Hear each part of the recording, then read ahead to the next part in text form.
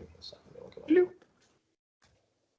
So, so the intro is going to be a little weird because again, this is a reboot, so this is supposed to be sort of like a thing for you guys.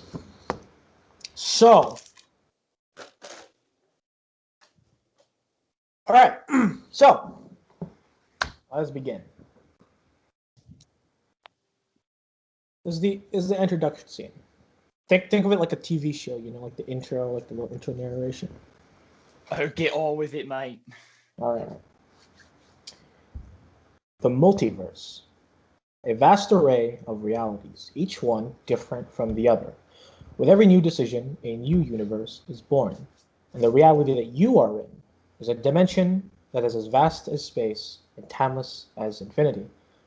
The middle ground between sensibilities, between light and shadows, between truth, superstition, and magic, which lies between the pit of man's fears and the summit of their knowledge. What you will witness may be fantasy to some, a mere fleeting thought to the vastness of the universe, but it will be your reality. Serenity. Yeah, it's me. You awaken in your room, located in that you are currently living in your parents' manor, located in the high income district. What do you do? I'm gonna poke out and like listen to make sure there's no house guests. You hear some noise as you get out of bed and you walk near the door. It's kind of slightly open. You can hear some noise and chattering of your family downstairs. All right, I'm gonna put on my oversized hoodie, sweatpants, slippers, and walk downstairs. And kind of like be super cautious to make sure it's just them. As you slowly make your way down, you can hear the chatting of two of those family members. Give me a second. Give me a quick moment. Where's my phone? I have to make sure I get this right because I don't want to. I don't.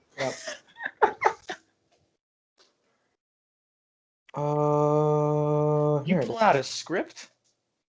No, not a script, but Not a script. Not a script. Not a script. Give me a second. Where is it?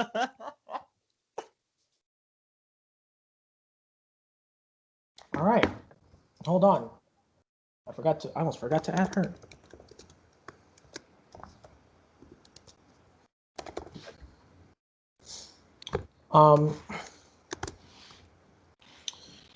You hear a male voice go, but who else am I going to go with? Like, I'm not, he kind of goes, I'm not going with Serenity. And you hear a female voice go, I can't go with you. I'm busy. I have to go work. There's a lot of papers I forgot to grade when I got back. And as you make your way down, you see them. Your older sister, Helena, speaking with your younger adopted brother, Eric. Kind of like peep my head over like the railing of the stairs. So they can like just like quietly walk by, trying not to be noticed. Can I make a stealth check? Eric notices you. God damn it, Eric. He knows your pattern. Eric, as you approach, notice that Eric is actually human, as he is your adopted brother. No longer, as you see him, you see flashes of what used to be a super badass martial artist. However, perhaps those are nothing but a dream to you. No, Eric Storm, what happened? He's just a normal 18-year-old kid now. Just kind of like just look at him and like squeak and like shrink back. As you turn, you see Helena, who looks at you with a very much same of like, oh, you just woke up kind of look. And as you look at her, you, again, almost as if it was a dream, a flash of, was she the bad guy at some point? I don't know. Shut up. Helena looks at you and goes, Serenity, I know you don't go out much, but Eric really wants to go to the Heroes Festival happening in the center of the market district. What? Look, you're like 90 years old now, okay? You need to go out and socialize. You cannot stay in the mansion forever. Yes, I can. I've done it for 90 years. Eric just kind of sits there sipping on his orange juice. At this point, he runs out of juice, and you can just hear the of just him sucking nothing but the Can I ice. take the cup away from him with like mage hand? Yeah, I just like hold up my hand and and you take it, and he just looks at you and he goes, "Oh, sweet, you're gonna refill it for me. There's one in the fridge. It's behind the milk." fine. Just kind of look at Helena. I go, you know, I can't handle myself around crowds. It's just so many people. What if something goes wrong? What if Eric gets hurt? What am I supposed to do? Don't worry about it. He just needs somebody to be there with him. Plus, he's good at talking to people, right, Eric? And Eric just kind of gives like a blank face, like, I guess, sure. But what Or says I could I, help you out. what if someone looks at me or tries to talk to me or Well, uh, just put your hoodie up or something. I don't know. I can't go with Eric, and Eric's not going by himself. And Eric just goes, well, look, I'm an adult. I know, like, for you elves, I'm a child, but for human standards, I like to think I'm pretty mature. Can I get that like orange juice now? your statement of that just you had a point for a moment, a fleeting moment, and it's gone, just like your orange juice as I drink the last of it. There's nothing left. He was already drinking like nothing I but know. ice. I know. Oh. What's in the fridge? No. You go as a frizz. You look behind the milk, as he mentioned before, and there's a bit of orange. There's like the last bit of orange juice. Yeah, and I finish it. You finish about half a cup's worth. No, there wasn't even that much left. And he looks at you disappointed and goes, "All right, fine, whatever. You'll just be by yourself for the rest of your life." And that's fine. It's just. Wait, did you say Heroes Festival? Yeah, you know the Heroes Festival, the one that My eyes gonna perk up at this. yeah, it's the one that occurs almost annually to celebrate the heroes that saved us from I don't know what the other guy's name was. I don't pay attention in school. You should. His name was Kaido. I have it right here in one of my books. Let me go get it. No, don't have to get the book. Let's just go. Just dress up more. Not like that. And then at this point, Helena just goes, "All right, I have to go now." Actually, like grabs like a like what looks to be a wrapped sandwich from the fridge and closes it, and walks up to you, Serenity, and gives you a kiss on the forehead, and walks over to Eric and does the same, and waves you guys goodbye as she leaves for work. I'm gonna change into jeans, grab my short sword, hoodie. I'm going to just kind of grab Eric by the hand very tightly, like a death grip on him. He just looks at you like weird and goes, "All right, yeah, you gotta do it like Just this." kind of If it makes you to him. I just go, this is more for me than it is for you. he kind of chuckles, and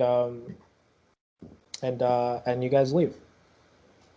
Just kind of like mutter to myself, look both ways before crossing the street. Look both ways before crossing the street. Look both ways. Look both ways. Um, and you guys leave as Eric, for the most part, takes the lead as you sort of awkwardly follow behind him, holding his hand. All right. So, what do we got? Yatsu. Yes. Um,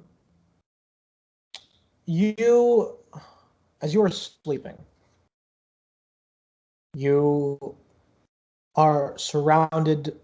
you're in a dream and you're surrounded by this darkness, and as you slowly open your eyes, you're kind of sitting there in this endless plane of darkness,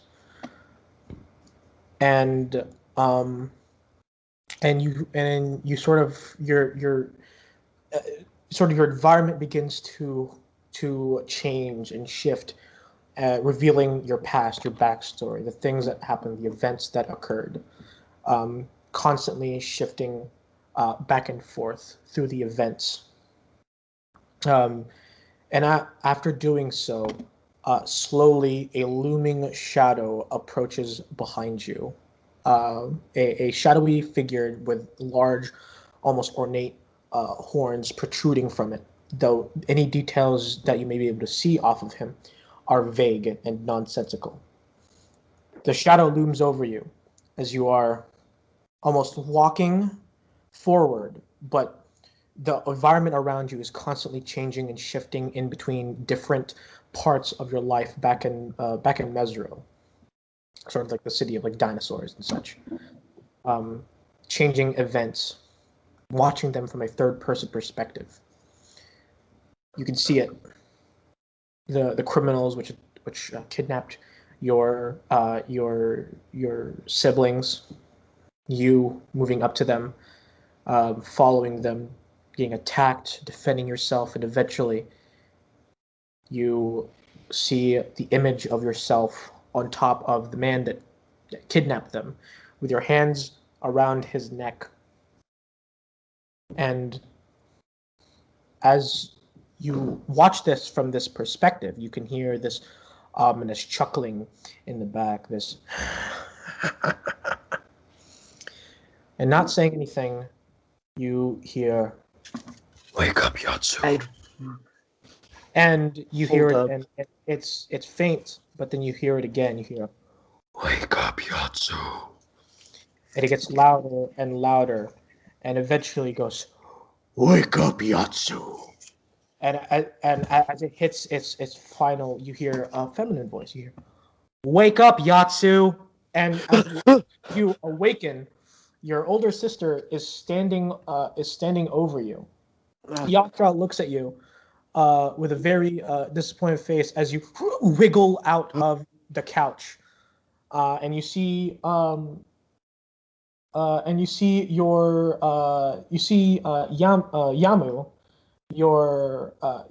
sorry, see Yamu and Yandy, who are your two younger siblings, Yamu being 10 years old and Yandy being 8, Yamu being a male and Yandy being female. Both of them kind of like, as you're like laying on the couch, both of them kind of like shaking you, as Yasha is just kind of with her arms crossed, or just kind of like, looking at you and doing that. I'm up. She looks at you and goes, "All right, come on. You got to take these two to Hero Fest. Let's go." The rest of them don't want to go, but these two really do. And someone's got to stay at home to keep an eye out. So that's your job. Oh, and she kind of looks up around and goes, "I can't find Yasif anywhere, so I'm just going to have to stay here and keep an eye on everyone else." You're going to do that, right? You're gonna take them to Hero Fest. This is their first year going there since moving in. Yes, I will. And if I see Yasif, I'll tell him to get back to the house.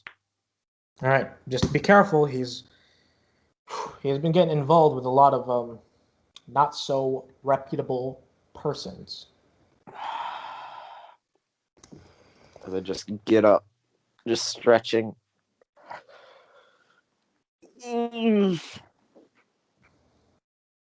Yeah. Put my coat on, and then just walked outside with my two siblings. Mm-hmm. You see Yamu go, "Hell yeah! Time let's go to Hero Fest." Yandy, being the more quiet, shy type, just kind of clings to you. Though you could tell that she is visibly excited as As Mesro had lots of festivals that occurred a lot in comparison to Neverwinter, and it was really the only times where you and your family could really enjoy yourselves without having the imminent threat of being robbed or attacked by the criminal underbelly. Yeah. um, as you exit, the your apartment building that's part of like a number of apartment complexes that are very common in the low income district. You kind of see your next door neighbor kind of exit as well.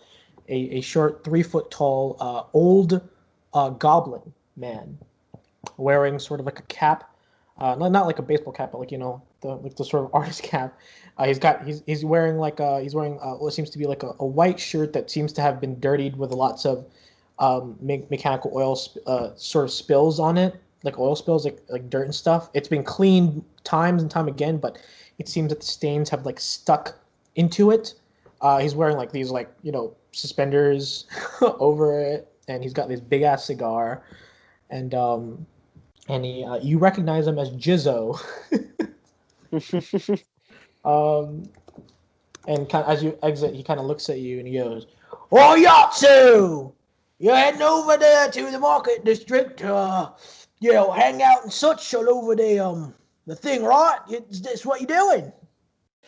Yeah, I'm taking my siblings to the Hero Festival. Yeah, I can hear you. With this here, at least, I'm half deaf, so, helps with the fact that you got like fucking 10 people in your fucking house being loud as shit, but you know what? It's all good to me. Not sure about the other one on the other side, though. All right, anyways. Yeah, unfortunately, I can't go. I gotta go do some work and such, pay the rent and such. Yeah, I hope you two little ones have a good day, eh? Hello? Hey, Kevin. Yamu looks at Jizzo and raises his fist in an excited manner, going, "Hell yeah, Hero Fist is gonna be awesome!" And um and Yandi kind of like goes, "Yeah," with his like, she kind of like puts a thumbs up. Um and you guys proceed to head over to the market district for Hero Fest. All right, Mavrius, Yo. you awaken in your bed, or actually, you awaken in a bed.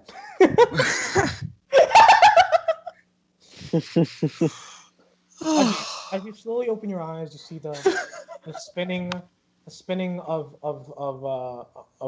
a ceiling fan, and as you slowly sort of sit up and stretch, you turn around and you are surrounded by what seems to be a group of both men and women whose names and faces you cannot recognize, but clearly have done something inappropriate with. Because as you look around, realize that you are not in your room. Looks like someone had an interesting night. You are the first to have waken up. What do you do? I'm gonna sneak out of bed. Give me a stealth check. What's my stealth? Give me a stealth check to sneak out of bed. They're gonna make a perception. First session already. Natural 20. I'm not gonna lie to you. I didn't get a natural 20. I did get a 19 plus 2, which is a 20. I got a 20. So I got a 22. I was sitting here thinking to myself, like, unless he gets a fucking bastardly high roll, I'm pretty sure he's gonna get caught. First roll of the day. All right. So you slowly move this man's arm off your crotch. They're all hungover anyway. Yes, you are a little bit, but you have a strong intoxication. a strong, not intoxication. Sorry, you have a strong resistance, built up against intoxication, is what I meant to say. And you slowly sort of lift the blanket, and like kind of like slowly like move your feet over the blanket, like without shifting it too much. And using your tumble, you just kind of backflip off the bed, get on the wall, on the ceiling, start crawling, and then land safely away from everyone on this large bed. And you find some clothes that are yours, you find some that aren't. It's kind of a weird mix. You just pick up whatever looks good, I guess. And you put it on. And as you realize this, you're like, oh shit. You're actually a performer at the festival. Okay, I gotta go. I'm gonna head out the door. Okay. Like, just putting on some coat. Yeah. I picked up a coat. I'm putting it on as I'm like walking out the door. Yeah. You probably grabbing your. I think you still have a violin, right? It's a violin. Mhm. Grabbing your violin on the way out. I grabbed my shitty old violin. Yeah. Kevion, are you even here? I mean, he's here, but like, I don't know if he can. If he is in there. I'm so sorry. I'm so sorry. I'm Don't worry so about it. sorry. Oh my god. We Don't worry literally about it, just homie. started. It's fine. Yeah, we I'm started- so sorry. Oh my You started god. 20 I was at work and you guys were calling me, and I'm not gonna. Today I've had a really, really shitty day because like I was supposed to come in at like 8 today, and I ended up coming at like 10. And then I was late for that, so I was like 10:15, and I was like, oh, my managers are gonna fucking kill me. And then I had to have like that little weird talk where it's like, fucking, hey, you do know that you're like 2 hours and 15 minutes late. What's up with that? So I had to come up with like a bullshit ass lie. They actually weren't lies really, but I had to add in a few bits to where it was like believable. And then like it was just a mess. And then whenever you guys are calling me, I started freaking out because I realized we were doing the campaign today. Then I freaked out again because I didn't send Gabe my backstory, my stats, or anything. So I'm like, oh my fucking god, today is the worst day ever in my entire goddamn life. Oh yeah, you missed some tiny changes that and it happened. Oh my god, I'm sorry. I'm so sorry. This is so It's unprofessional for me. It's fine. This is so unprofessional for me. I am. It just makes this first episode so much better to put on Wait, YouTube. you're recording this?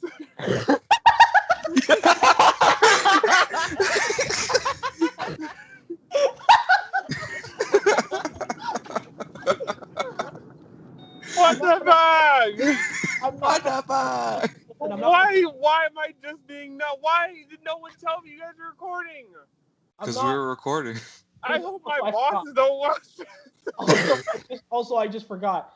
I'm recording it so that I can keep track of it. If I ever need to look back on. Oh, so you're not posting this? Yeah, I'm posting it, but I'm putting it on private, so only I can. Okay.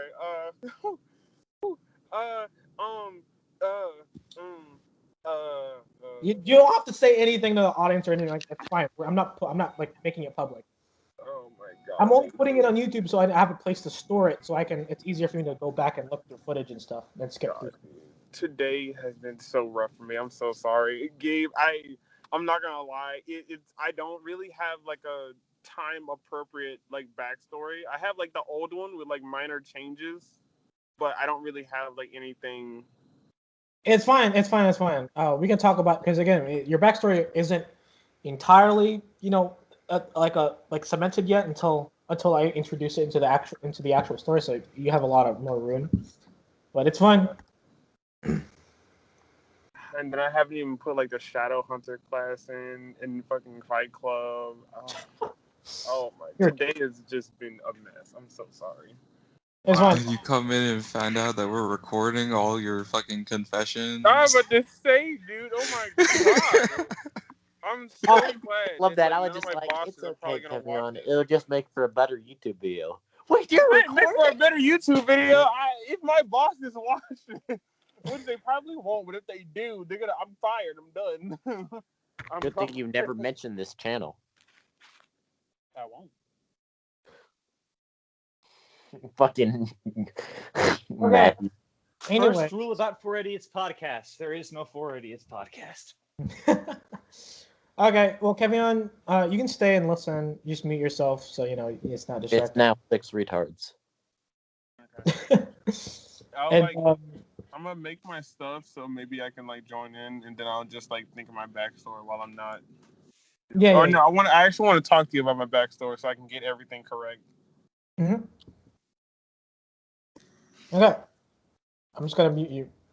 Yeah. Okay. There you go. Mute yourself. Okay. So you arrive at the festival. The festival is located in the market, at the center of Market District, beneath, sort of around the statue of King Joseph, second king of New Neverwinter. The term New Neverwinter isn't actually a term that's used in, isn't an actual term that's used in the actual game, but it's a term I use to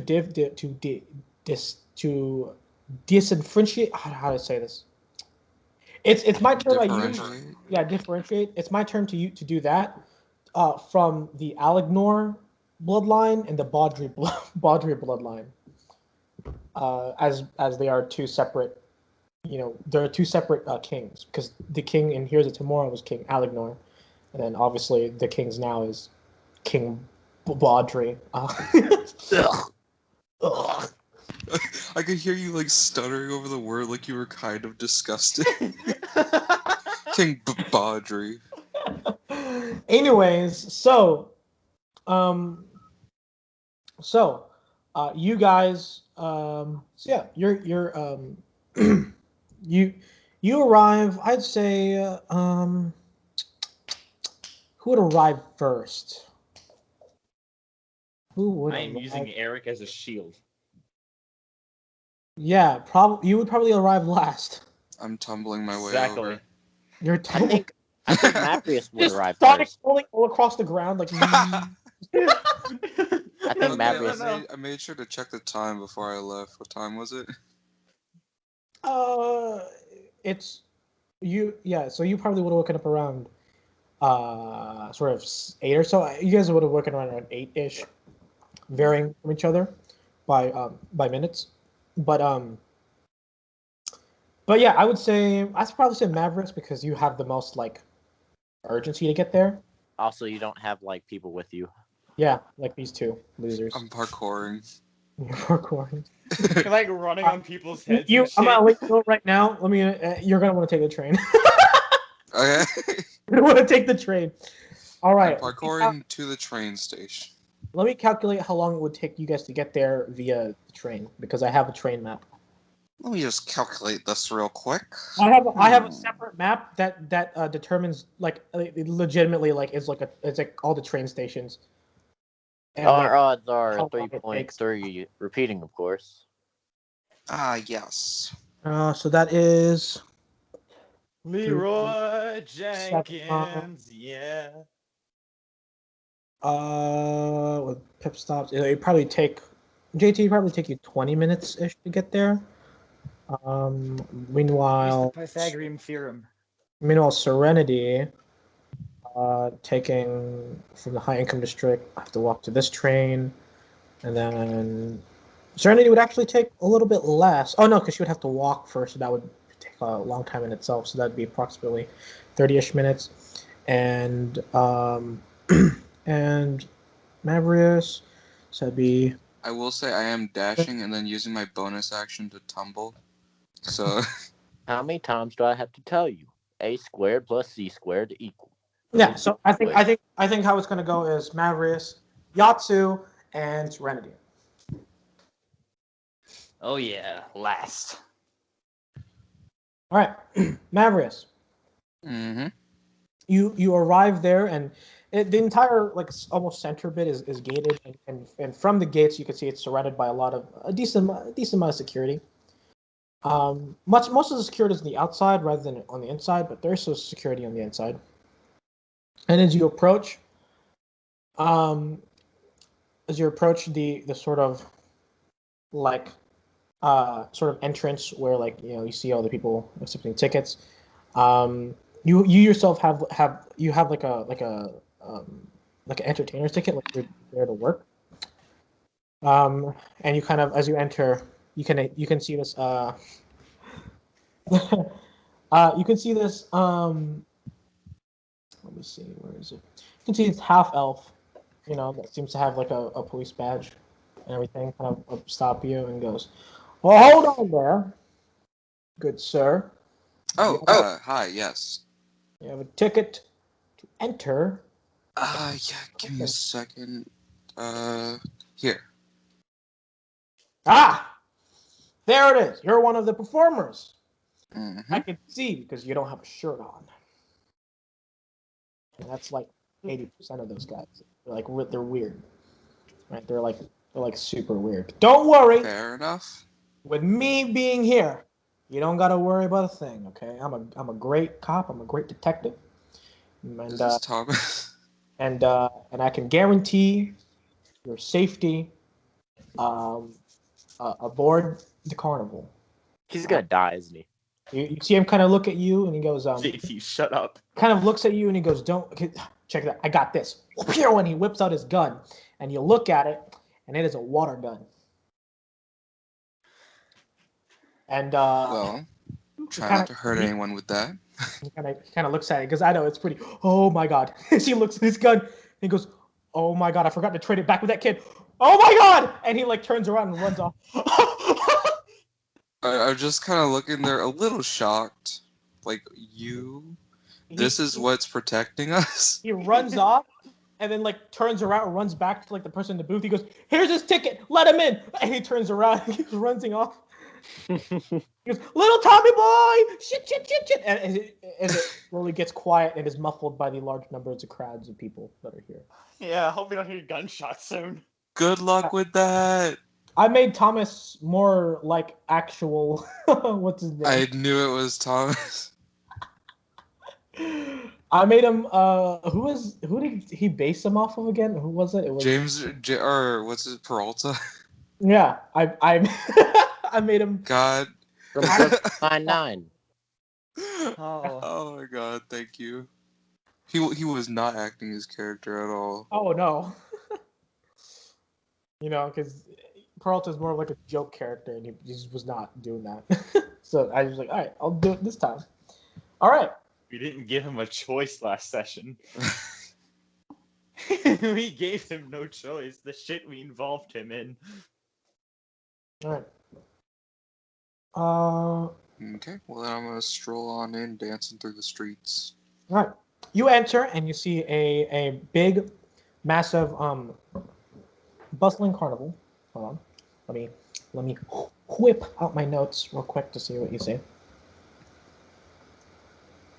As you enter and you look around, you see a number of different rides. 4 of them specifically seem to, catch your interest. You see all across that it looks like they probably spent like about a week putting it up. There's this giant, as you would know, it's called a dragon coaster, and it's just a roller coaster, but the rides are shaped like a dragon. You see, because it's D&D. Hey. Yeah. Hey. And as you're walking around, you see the mechanical Gorgon. You see it, and it's there. You get on top of it. You try to not be knocked off, and occasionally it spouts water vapor that's been dyed green. Real bad. Yeah.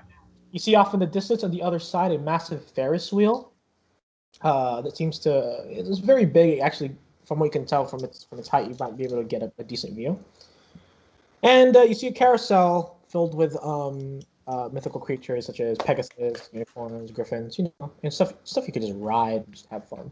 And there's also a few entertainments, some games that you can play. And as you're walking about, you realize you have a few minutes. You have like maybe 20 10 minutes or 20 to 30 minutes, before you have to go up there and like perform and stuff. And as you are walking around, you see this man kind of go, "Hello there, sir!"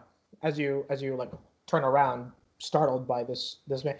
There's a man there with this big ass booth filled with toys and what looks to be like different like stuff you could buy, like stuff that you would be able to buy like at like one of those ticket places. Like, hey, here's it, like like an arcade almost. And he looks at you. Give me a sec. And he says, all right, he looks at you and he says, "Hello there, sir. My name is Jeffrey. My last name does not matter. I am here working for the carnival here, and it's great and amazing day." And he kind of looks at you and says, "How would you like to buy any of these beautiful, nice trinkets here?" I'm gonna look at the trinkets behind him. Aside What's going on from- back there? Aside from your occasional here are the Tymora action figures, some stuffed animals and such. There's one of Pink. There's one of what was your rock's name? Sunshine. Sunshine. There's a Sunshine plushie. It's a really big plushie. But you also notice. Give me an Arcana check. Arcana.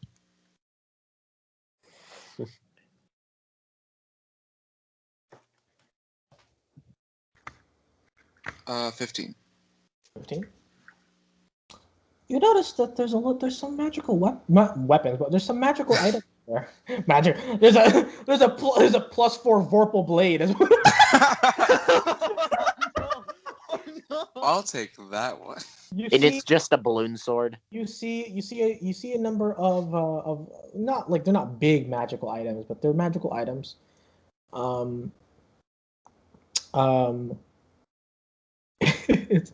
But yeah, there's you see a list you see some magical items in there that seems to be of interest. You see what this could be like a belt that's magical, a bag, a small sort of plastic-like bag with like a seed in it. You can see what looks to be a pen and a mirror. All of those things seem to be in there as well, and they seem to have this magical sheen, or at the very least, you could tell by how they're constructed that they are minor, they're common sort of wondrous items. And looks at you and he goes, "The only way to buy these beautiful here accoutrements and such is to win a bunch of games." Just a smile slowly starts to creep across my face. Yes, that's right. Over there, we got mechanical jousting. We got a pie eating contest. We got shoot the goblin. It's a little racist, I might say, but I'm not the one who made this place. Hey, we got the good old hammer pound. You smash, the little thing down, and ding, ding, ding, ding, and you get points. See, depending on how you will succeed in every single one, you will receive a ticket. Yes, that's right, a ticket. Well, not just a ticket. You receive a number of tickets, and in which case you can cash it in to buy these good old trinkets and such. Interesting. Hey, Gabe, I sent you a message. Well, I guess I have some time.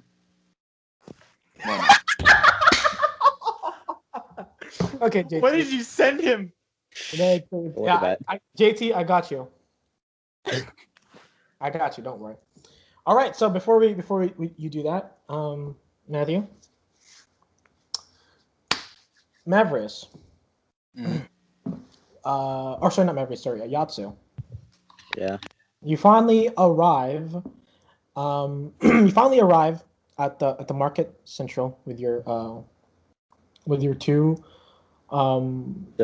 siblings. Yeah, sorry, I don't know. It's taking me a while to notice it there, and they are just excited out of their mind as you're let in. Unfortunately, Thomas isn't there to let you in right now. He's running around trying to get his gun. The gun back from the Gave it child to that he Winfrey. supposedly switched it with.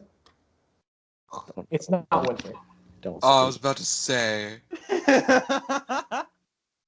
Yamu just kind of goes, "Whoa, this place is way cooler than the ones in Mesro." I mean, Mesro, like, had floats and stuff, but I've never seen that. What's that? And he points at like the fucking roller coaster, the dragon coaster, as he kind of flies around. He goes, "I want to ride that. I want to ride that."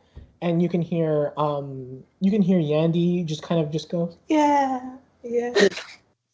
Very quietly, very excited, but has trouble explaining her excitement. And what do you say to them? We'll have time for everything. Just remember to stay close to me. Wouldn't want you getting lost here. Okay, they nod. And then Yasha beating me up.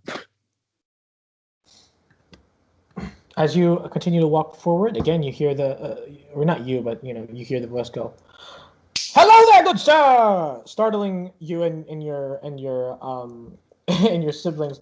Your youngest Yandi kind of hides behind you, while Yamu just walks in front and goes, "Sup, dude?" and kind of goes, "Well then, aren't you an energetic fella? Listen here. Look at all these amazing Look at all these amazing prizes you can win." And looks at you. "You like toys?" And he goes, and Yamu's like, "Hell yeah, I like toys. We never have toys, but you know what?"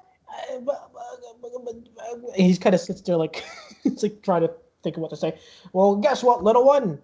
I've got all sorts of toys over here. We've got all sorts of rides. We've got you can take all sorts of carnival entertainments. You can participate in order to earn tickets and such." And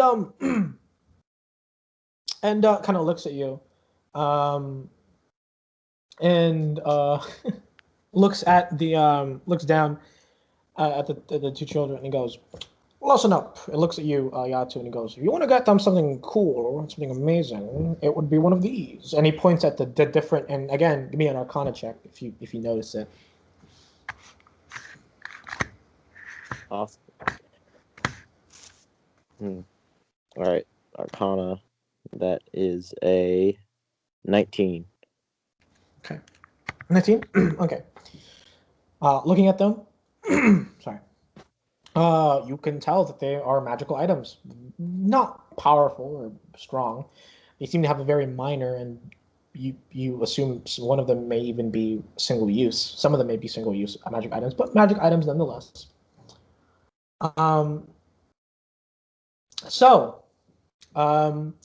Next to you, and he goes, "You've got many different entertainments to go to in order to earn tickets, in which you can possibly earn tickets to buy many of these things. If you're not interested in magic items, I've got all sorts of things. I've got there's a Tymora action figures. I got plushies. Look at this. It's a panther named Pink, but it's not pink. It's weird. Whoever named that panther Pink is weird.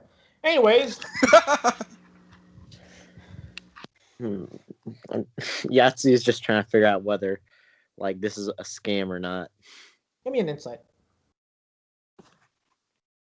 I've seen scams before. Oh. I'm not gonna say it. I'm not gonna say it. I grew up with scams. Yeah. Normal 20.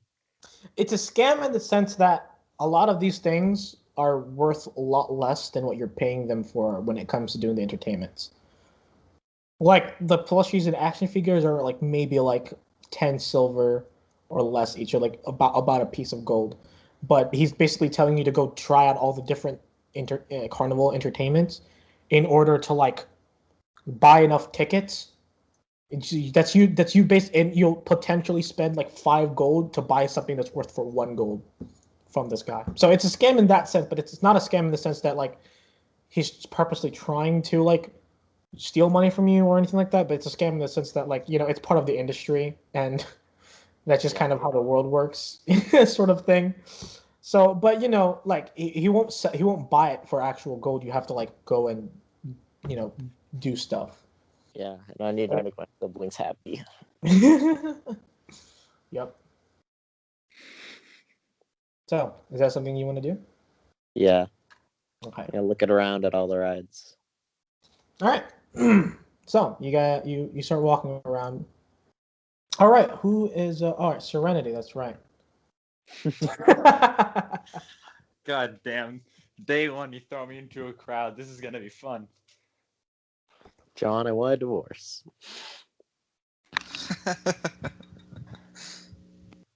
Here we go, guys. Also, I forgot to mention this to you guys as well.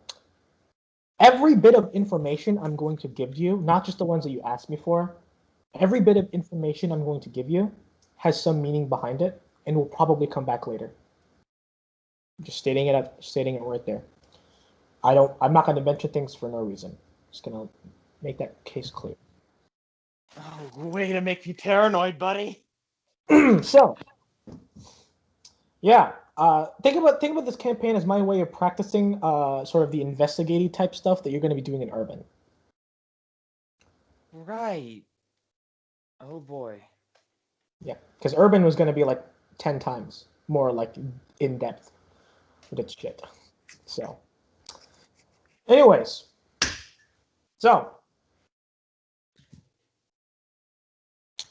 Serenity, as you're slowly walking up, you're kind of like you kind of have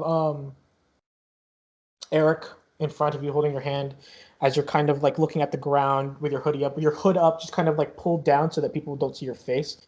But because but because you assume that but despite the fact you're unaware of the fact that people are looking at you even weirder now. They can't see. If I can't see them, they can't see me. Yeah.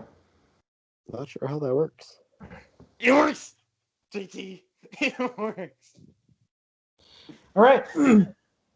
As you're approaching the front, you can kind of hear oh, okay, I finally got it back. Okay, all right. Sorry about that, everybody. Sorry about that. Hello, you two. How may I help you? And you see again this half elf, half wood elf. Oh man. I like shove Eric forward. Seems out of breath and just kind of looks at you and goes, "Oh, whew. So what? You and your girlfriend going?" And then Eric just kind of goes, like, "Let's go of your hand." He goes, like, "Oh," trying... and just goes, "Bro, that's my sister. Don't make it weird." And at that point, he just goes, "Okay." Clearly misread the situation. So, your sister's gonna like going to hide behind Eric. And he goes, "Okay, you're the shy type. Awesome. Not into that. Okay. Y'all got your tickets." And Eric kind of like sighs and like hands it to him and goes, "Whew, thank you very much." And then kind of passes it over to like the ticket person as he after he inspects it and looks at you guys and he goes, "All right, folks, don't worry. Have a good day when you walk in. Don't worry. It'll be all fine. You'll be protected. I have my gun back." And he pulls out a crossbow, like a hand crossbow, but it's not a hand crossbow. It's a toy hand crossbow, and loaded on it is one of those like sticky cup things. Oh my god. He goes, "I got this." He just kind of looks at it and goes, "You've got to be fucking." And he like throws it on the ground and he goes, "You stupid kid, you gave me the wrong gun." And he walks off, yelling again. I'm gonna like grab Eric's hand again and be like, "Don't let go, I might get lost." It's like, if I get lost in this, I will never be found, ever. Well, maybe found crying in a corner, but please don't let go. Okay. And he like begrudgingly holds your hands and like takes you in like more into the actual carnival itself. Gonna slightly peek out, see the outside world, see if it's scary or not. Dude, it's weird. There's like a fucking dragon here. Looking around, it kind of gives you almost a sense of fantasy. You see, because you stay inside all the time, you most of the time you spend is reading books. You know, learning about history, learning about what happened in the past, and looking around at this festival. And it's happened in the past before, and you remember very vague memories of when you were much younger, brought here by your parents. But you know, it was a very long time ago. It was like almost like 80 years ago or some shit. Yeah, probably. And it's hard to remember when the last time you came here, but it brings back these memories of just like when you were much younger. Like it makes you feel like you're 40 again. And and and as you look around, you find all the different rides and all the different people just having fun, just enjoying themselves, not having to worry about anything much in the world. And as you're walking around, you start to realize that nobody's looking at you. Nobody's looking at you. Everyone's just kind of minding their own business, just having fun, talking with friends. Slowly take off the hood. Slowly. Like with the utmost caution. As you slowly take it off, no one seems to be paying attention to you anymore. And as you are brought further and further inwards into the center, where you could see this massive statue of King Joseph, you start to almost feel at peace. And then you hear, "Hello there, gentlemen, lady." And you quickly hide behind Eric after like screaming. I did not mean to. My apologies. I did not mean to rattle you there. My apologies indeed. Here you go. Looks at you guys. Nice to meet you, folks. My name is Jerry. I am here. I am the boss of this ticket booth. As you can see, there's a number of different rides and entertainments along this carnival that you can take. And in return, by doing those things, you can earn yourself tickets. By earning yourself tickets, you can buy a number of the different accoutrements that I have here laid out for you. I have action figures. I have toys. I have rubber. I have arm bracelets. I have toys. I have action figures. I have plushies. Lots of plushies. So, are any of you interested in getting any of these such things? I even have very tiny, wondrous, magical items. Sure. Kind of like poke Eric to respond. Eric looks at you. Looks at you and goes, "Look, I'm not a fucking kid. Do you think I want any of that shit? I mean, look at that. That's a plushie. That's a really big fat plushie of like a bird. Why is that there?" Hey, fuck you, Eric. And I go, and I just like quietly mutter to him, and I believe. Great, Gabe, would I know its name? Am I like that much of a nerd or no? Give me a history check. All right. First roll of the day. 22.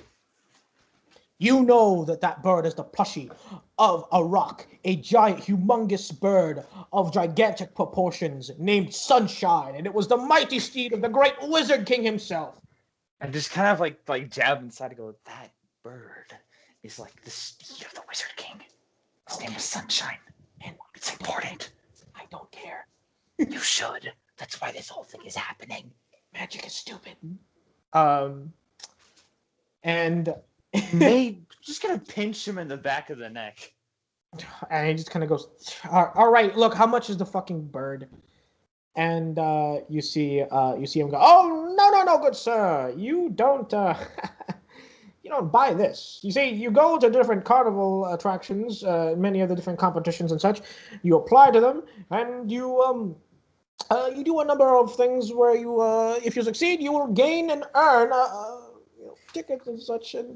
And you see him just kind of like, you can tell like he's probably explained this 1,000 times, and he just kind of arrogant goes, "All right, I get it. We go do stuff, and then we get tickets, we come back to you, we can buy shit. Is that right?" And he goes, "Yes, sir. Language." And he goes, "Fuck you." And he walks off. He just drags you with him. Just kind of like look at him and like mouth, "I'm sorry," then realize I talked to someone and hide under the hood again. Mm-hmm. And he looks at you and he goes, "Look, if you want the bird, I'll help you get the bird, but by help you, I mean I'll just be here to support you because I don't give a shit about this stuff. Listen, I'm just giving you a history lesson." Oh my god. School's stupid. I'm way too intelligent to be in school anyways. Anyways, it kind of drags you around. All right, so everyone has been given a little bit of free time. What does everyone want to do?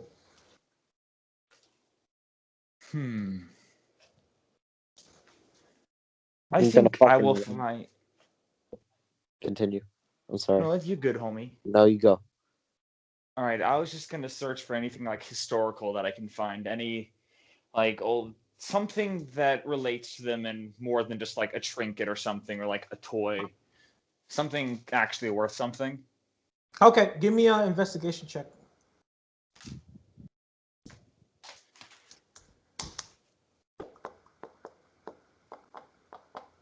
That is a reg 20. All right. You don't really find much. This entire festival is a actual like celebration of the event of the heroes and such.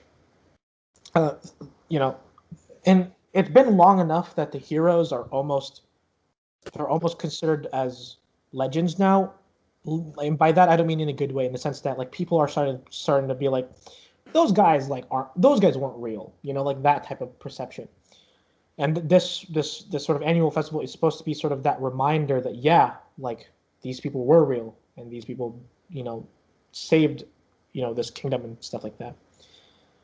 And it was like that was like the reminder. And as you're walking around, you start to you start to realize that no one's really paying attention to you, and you can sort of enjoy yourself a little bit more than you thought you were in a very public situation like this. Yeah, I'm gonna try. If that's the case, then I'm going to try the dragon coaster and hopefully not die on it. All right. As you like walk past the dragon coaster, you see another ride directly, like almost next to it, and it's supposed to be like one of those rides that goes straight up and go back down, but instead it's like a giant mechanical spider with seats on it. and one guy, as you walk past it, one guy just, God damn it, it's busted again.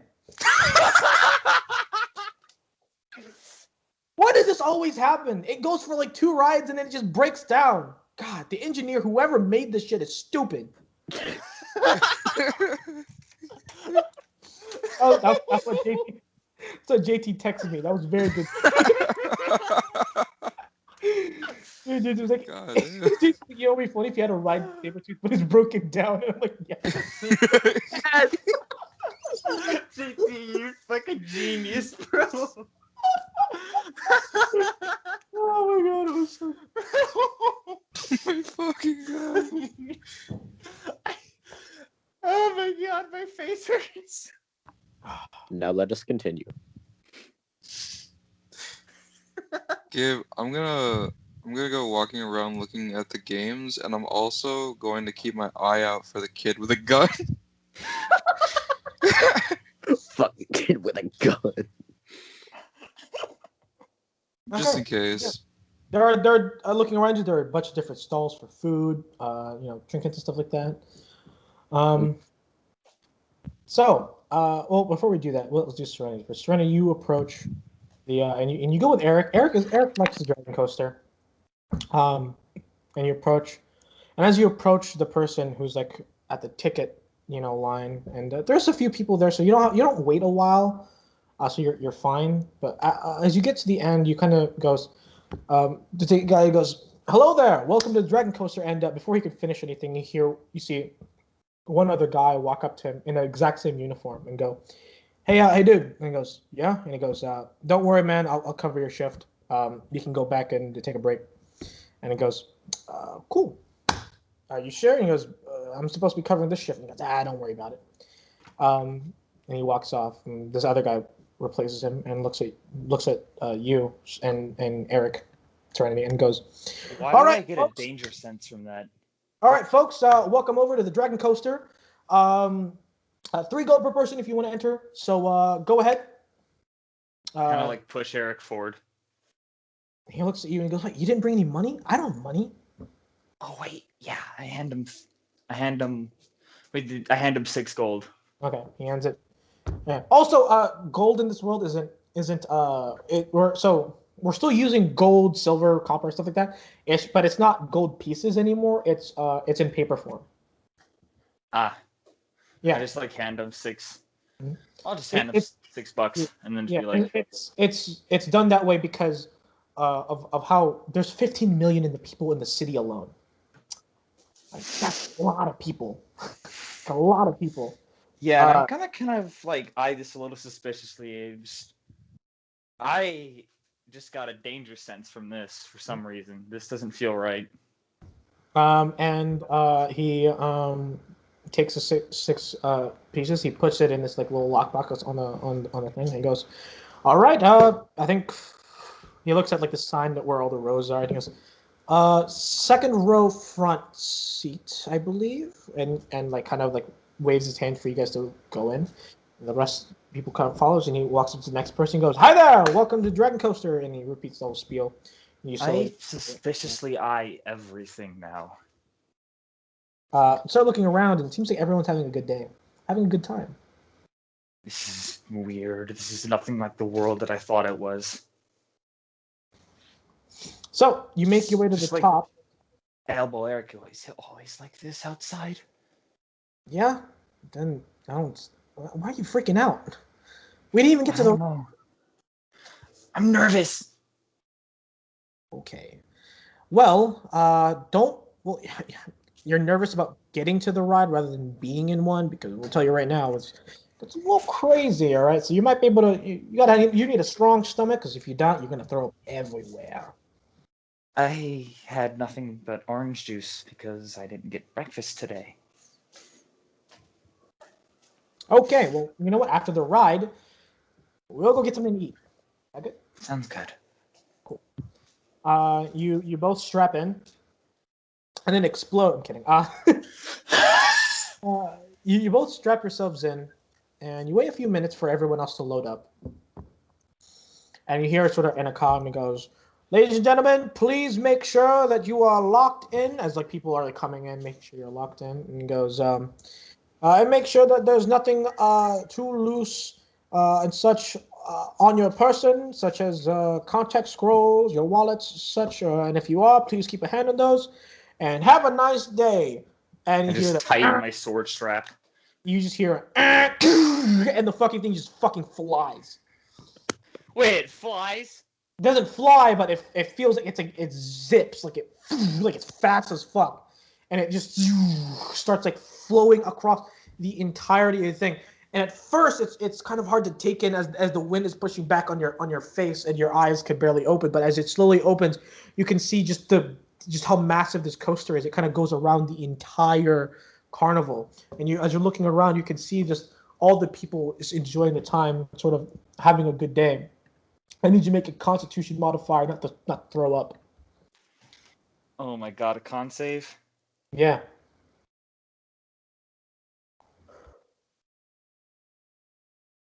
Oh, god damn it. I think every time I'm jinxed, Gabe, because first time I went on the train last campaign, same thing happened. I'm on a roller coaster. What did you get? 5. Oh my god. That maybe you shouldn't have drink. Maybe that. Who knows how old that orange juice might have been, but it seems like it was a little old. And as you're driving, you kind of go. You don't know where to go. Where do you throw up? Down. Down? Hold up. I don't know. It's too late. You look down and expel, but luckily for you, you only had half a glass of orange juice. So what normally would have been a massive and gigantic, just disgusting disaster, just Okay, I'm back. it just meant that your left leg is a little wet. As you look at Eric, and I'm just like completely green, and I'm gonna pass out. Okay. All right. I believe it was. I'm here. Who wants to go? Mavericks, you go? Sure, why not? Okay. Paris, as you're walking around, you are approached by a man that seems to be wheeling a cart, and on his cart is hanging a bunch of very well decorated masks. And as suddenly you notice, you looking around the entire carnival, you start to notice that there are a lot of people wearing like these Think of them as a kind of blank, like blank white masks with like eye holes cut out. But on the masks themselves are very intricate and well done designs. And as you approach, he kind of looks at you and goes, "Sup, man? You want a mask? These ones are like really good. You know, the company we got them from makes some really nice designs. Only 2 silver a pop if you're interested." Sure, why not? I'm gonna take a mask, and I'm going to. What design do you want there to be on there?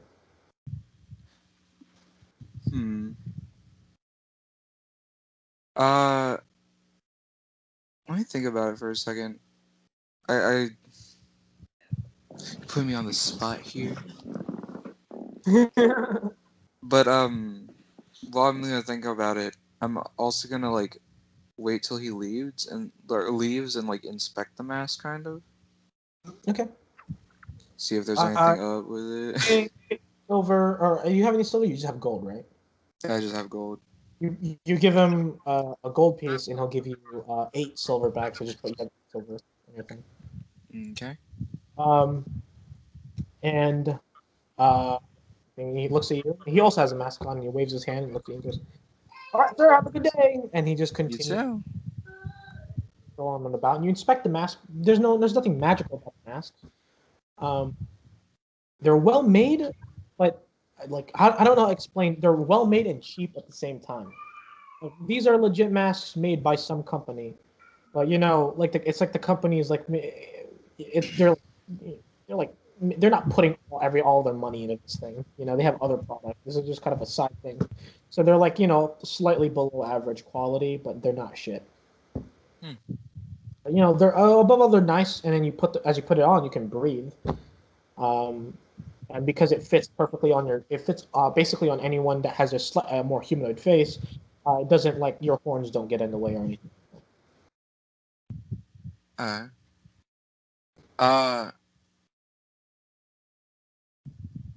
Yeah. And I'm just gonna, like I said, I'm gonna walk around looking at the games and also keep an eye out for that kid. Okay.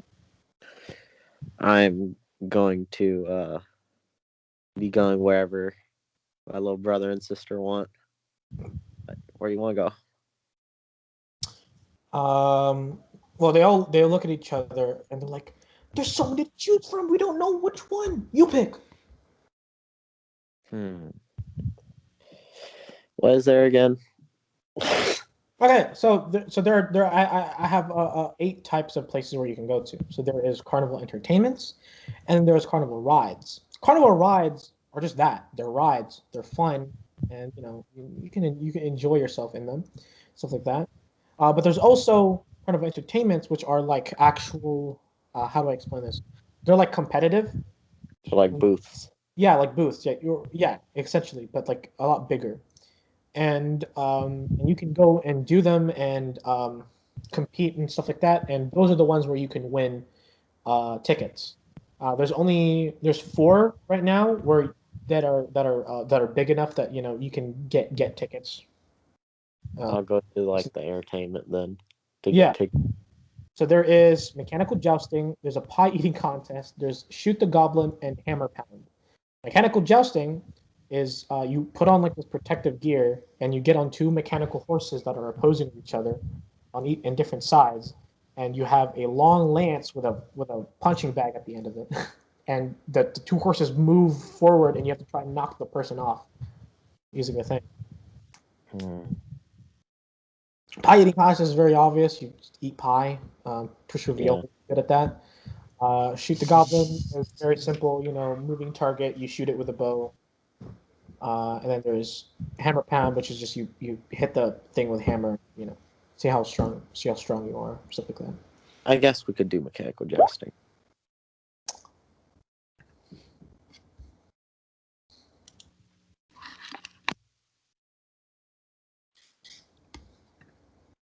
All right.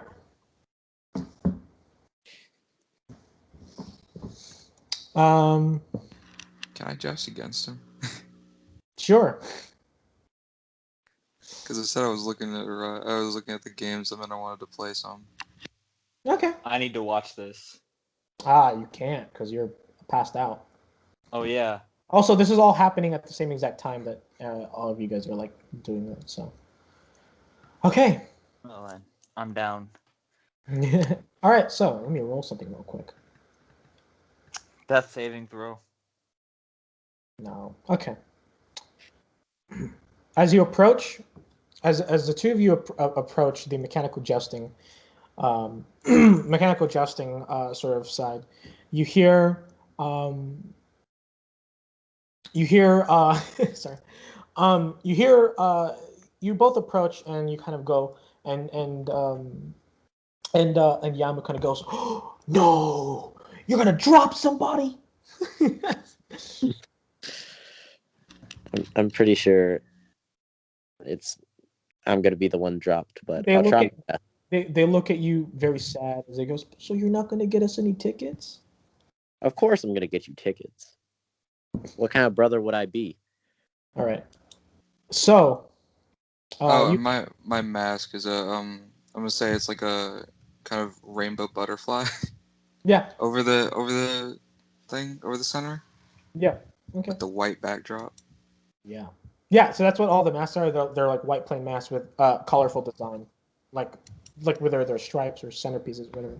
Gabe, you're gonna have to give me like the names of all my siblings again. Don't worry, but I got it right here. A good brother would remember them all. Yatsu remembers them too. JT, I don't know about, man.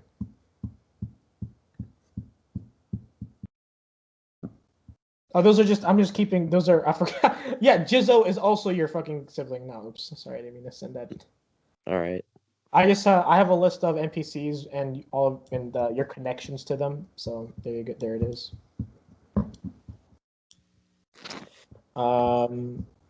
Yazoo is a male, and Yare, which is the youngest, who's 4 years old, is female. All right. I forgot we with YAs. As you get on, you approach the man. He looks at you and goes, "Hello there, sir. How can I help you?" Yes, I would like to joust for some tickets. Well, at this point, you Mavericks, you approach. Hi. Ah, are you willing to joust? Are you here to joust as well, sir? Yes, I am. Oh, well then. Looks like we got two competitors on our hands here. All right, let me explain to you the two of you the rules. First off, 1 gold. Sure thing. Yatsi's like, fuck, that's so much money. Are you gonna give him gold, Yatsu? Yeah. Okay. Wait, 1 gold? 1 gold. All right. So how much gold do I have? How much gold did you have? I mean, I had 86, but then since I figured I was homeless, You're not homeless, right? So you have 86. Yeah. So 85 now. Okay. You hand him both the money. He kind of folds it. He turns around, puts it in the exact same area that you've seen them put it. It's like a little safe thing. He goes, all right then, sirs, let me tell you the rules. I'm going to be giving you these protective gear that you put on. The protective gear are going to stop you from getting punctured because we don't want our people to die. Next, you'll be given a lance. Not actually a lance, it's just a really long stick with a boxing glove at the end of it. You're going to get on those horses. The point is to stay on the horse when knocking the other person off. All right then. Seems that we have got the explanations each other. Best out of 3 wins. So, you each get 2 tries to earn tickets, after which you will no longer be getting tickets from this place. It's my way of being like, so that you guys just don't sit there and farm a single ride that you're like really good at for some reason. All right. All right, so Break out the Mavericks dice. you're all put on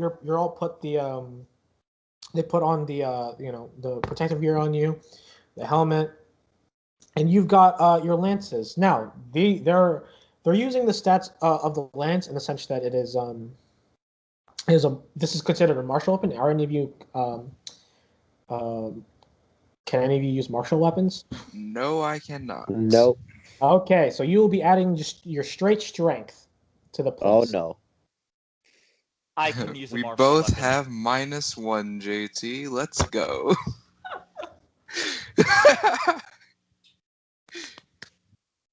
Okay. Also, Tony, no one cares if you can use a martial weapon. You're knocked out right now. Why you gotta be so mean, bro? Yeah, dude, you're so fucking so toxic. I'm Because sorry. you're unconscious. All right. I just don't like people being better than me. All right. What? Then In you a must world live a of- hard life. You each get on. You each get on. You each get on. Um, your mechanical horses, which are like these moving things on the thing. You get on and you get ready. I want you to tell me how, because I actually know how to joust. By that I mean I know how jousting works. I've never jousted myself. It sounded like, oh, look at me, I'm a jouster. No, I just know how jousting works. Tell me how you plan to joust. I'm probably gonna aim for his lance arm, mainly his shoulder area, to Okay. knock him off center. Okay, Matthew. I will aim. I was about to say for the face, but that's rude, so I'm gonna aim for his chest. You have protective gear on your faces and your chest and stuff, so it's all good. Yeah, I know, but you should. A true gentleman never hits someone in the face. I'm not a true gentleman. We are Well, you're also aiming for my shoulder, so. Yeah. contrary. But I'm gonna aim for his Alright. chest. Okay. Make attack checks with disadvantage, both of you. Disadvantage. Oh, we're not doing it right. Yes. 6. 11.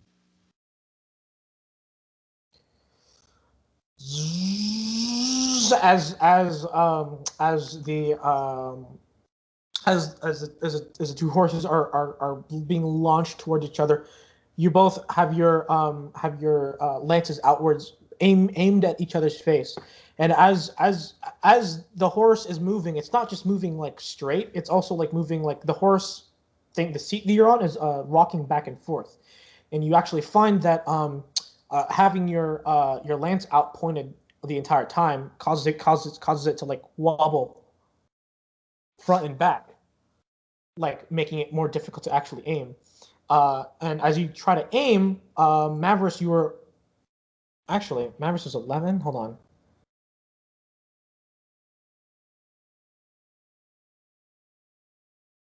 Hold on. Let me say. I didn't. I'm not sure if that would actually hit. Actually, that might hit. It does. You both point at each other, and Mavericks, you don't catch him on the chest. You actually catch him more so on the shoulder, but you do hit him. And as you hit him on the shoulder, Yatsu, I need you to make a strength saving throw. All right.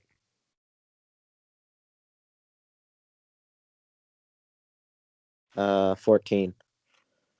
14? Yeah. Let's see. That is a fail. As you're moving towards each other, you hear your siblings goes, "Yeah, beat him, Yatsu!" And as soon as as Yamu says that, you just feel this oh shit as boxing glove smashes into your left shoulder and knocks you into the ground, knocking the wind out. But the safety thing is keeping you clear. And you're on separate colored horses. So Mavrius, you're on blue, and Yasa, you're on red. And the guy goes, "Blue horse wins," as he like points at Mavrius. All right, so that's one. So Mavrius, if you win the next one, you win. If Yatsu wins the next one, you gotta go for a third one. So the horses go on, and so you guys have switched sides now. So and you both get on your horses. All right. Describe to me how you want to do it. Also, I don't blame you because for the longest time I thought that's how you actually did it. It's not actually how you did it. Do it. If you want Okay. both, you can give me history checks to see how to properly joust. I I mean, wanna- I'll try. I'll do the history check, bro. I don't know why it matters. Regular 20. I don't know why it matters. It really shouldn't. But Regular 20. 17. 17, both of you get it.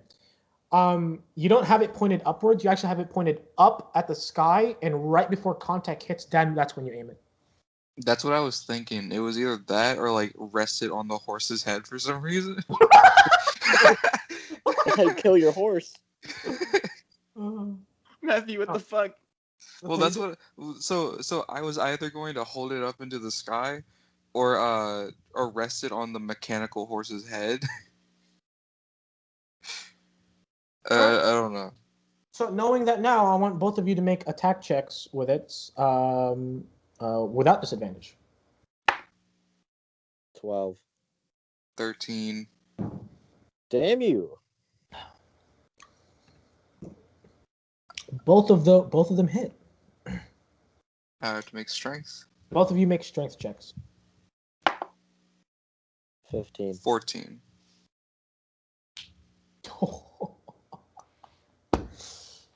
Yatsu, you barely hold on as he strikes you in the chest, and you kind of hold on to the side of the horse, like, oh no!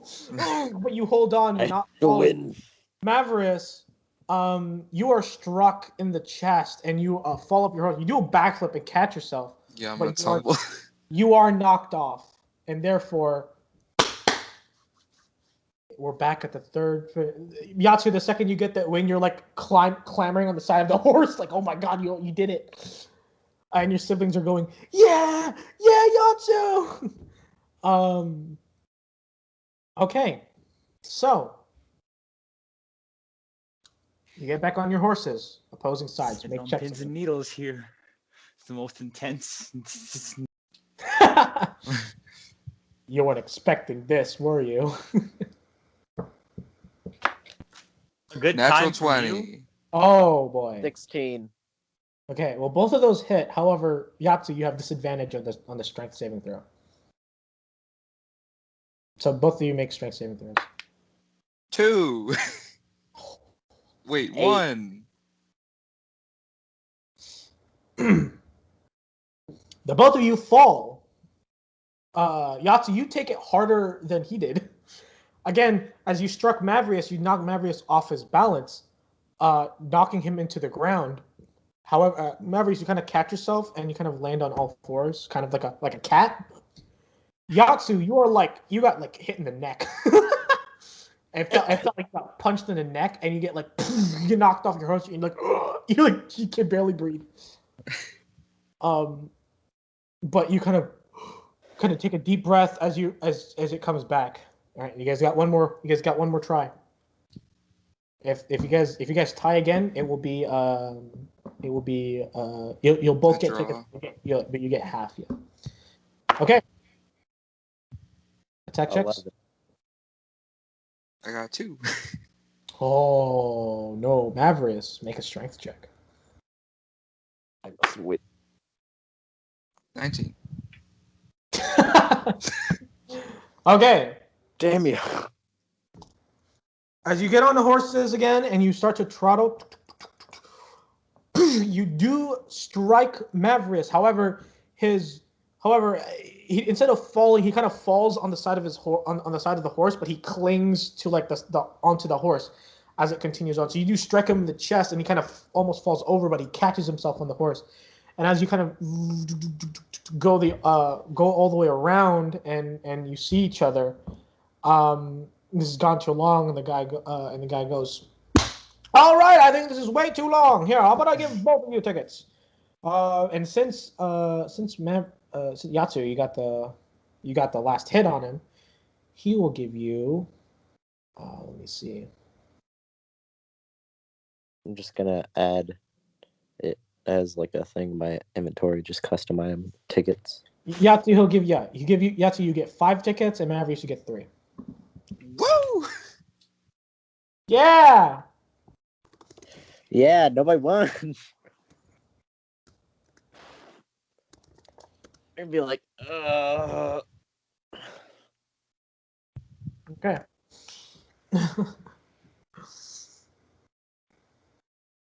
As you get down, give me a perception check, Okay. both of you. If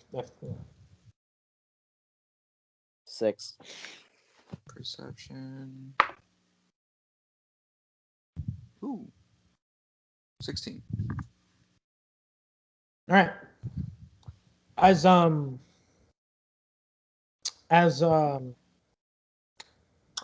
you're getting out and the guy's handing you tickets, you see as a guy hands you ticket and goes, "Good work, you two. I'm very impressed at your ability to somehow stay on those horses after getting hit. I tell you what, if I was hit, I'd be knocked right out." And before he could finish the sentence, he gets like a tap on the shoulder and he turns around and sees another guy in a very similar outfit that he is, and he goes, "So, dude, boss just switched me out. You're walking over to go fix the saber-tooth ride now." And he goes, "Are you sure? I was supposed to be here for like the next 2 hours." And he goes, "Yeah, but I fucked up with the saber-tooth ride, and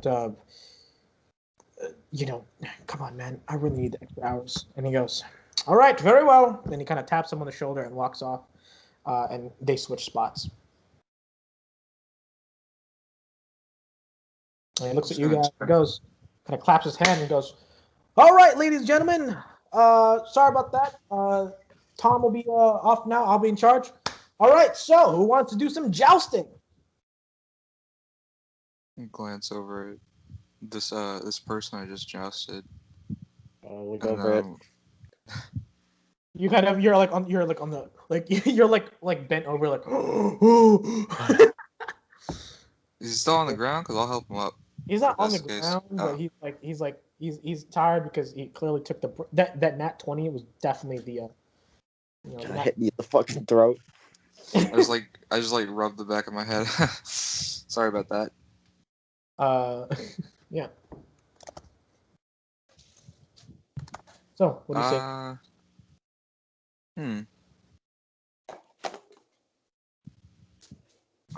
As you say that, you can hear his two siblings goes, "Don't worry about it. He's taking a lot harder hits." As Yamu, or is it Yamu? Yeah, as Yamu looks it says that, and he goes, "What's important is you gave our good old brother here a nice tough lesson. Well, he still beat you because he's way cooler than you are." Fair enough. High five. It puts his hand out for a high five from you. It's like High five the kid. he just insulted you. He's asking for a high five. Bro, I don't give a shit. I'm gonna high five the kid. I just look at him. I go, fair enough, and then I high five him. Okay. Alrighty then. We'll go back to Serenity. Serenity. Yeah, that's me. You can just hear, all you can hear is, "Wake up, wake up, wake up, wake up," and it's just this very irritating, annoying voice.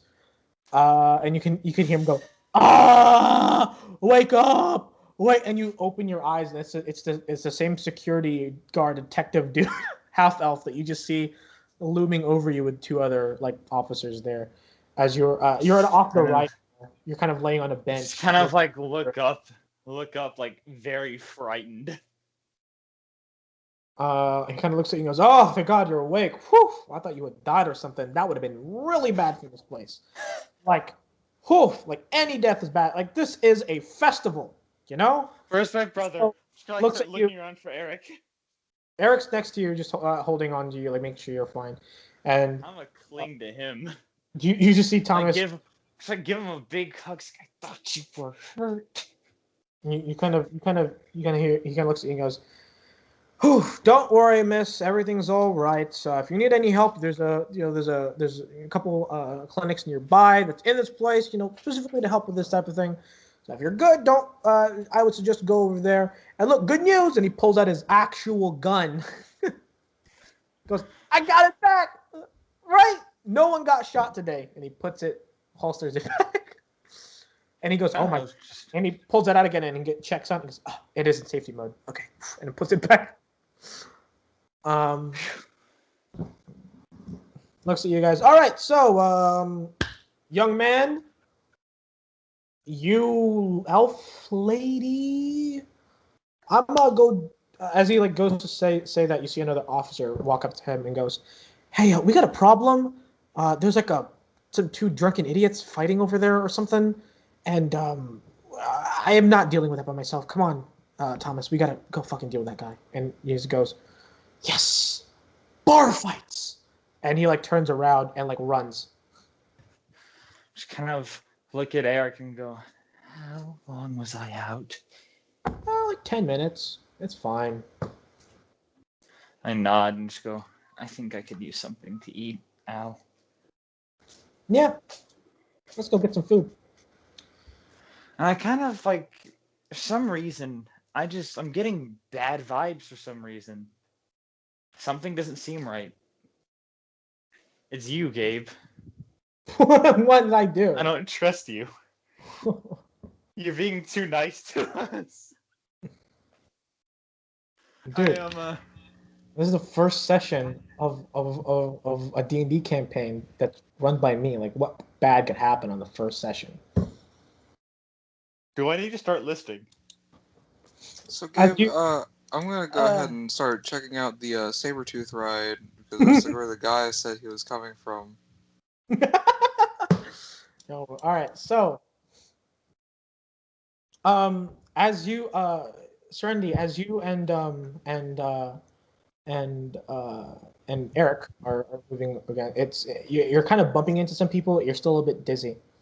I'm like holding him a lot closer now. Like, instead of like, you know how like last time I was holding it was more for me? Now this time it's more for him. Like, I have like my arm around him and I'm like keeping him close and I kind of. He looks at you and he goes, "Look, this is really awkward and it's really hard to move around." And as he says that, a group of two men with the same masks that you see that everyone is wearing, holding like this big ass box full of like plushies, like filled to the brim with it. You kind of like hit them, and causing them to like almost drop the box, and the box kind of hits the ground. You can hear this metal clanging inside the box as you just kind of knock into them. And they kind of go, "Oh," and Eric goes, "I'm so sorry, sirs," and he goes, "Sorry about that. Hey, look, it's fine. You guys keep moving ahead." And he looks at the other guy and goes, "We gotta bring these to the stage, man." And they both lift up with almost like a bit like with almost some difficulty, this box full of plushies, and kind of lift it up, and they start heading to the stage. Narrow my eyes. Like, I look really suspicious to these guys. I'm like, just kind of look at Eric and I go, so how much longer do you want to stay? What for like the next like 4 or 5 hours? There's so many places to go over here. Plus, the event's gonna start soon, and they're gonna have a bunch of bands and people playing. Bands? Events? What? Yeah, like musical events and stuff like that. Plus, you said you want to go eat. We're gonna get some carnival food. Like turkey on a stick, or some other flightless bird on a stick. Right. And just kind of like look at him. Are you armed? No, I don't carry any weapons. I know you always bring that sword around with you. Just kind of like whisper to him, if something goes south, you get one end, I get the Why other. are you so paranoid, lady? You never know what could happen. People are people, and they're scary, and everything's scary, and All right, stop breathing down my neck. Let's just go get some food. I would just like to point out she's like the most unfit to wield a sword. As she, You would think that. She could just go fucking crazy and just fucking stab everybody in the crowd. as you, he awkwardly sort of drags you onward to get more food. Just kind of go. Besides, I'm older than you. Not mentally.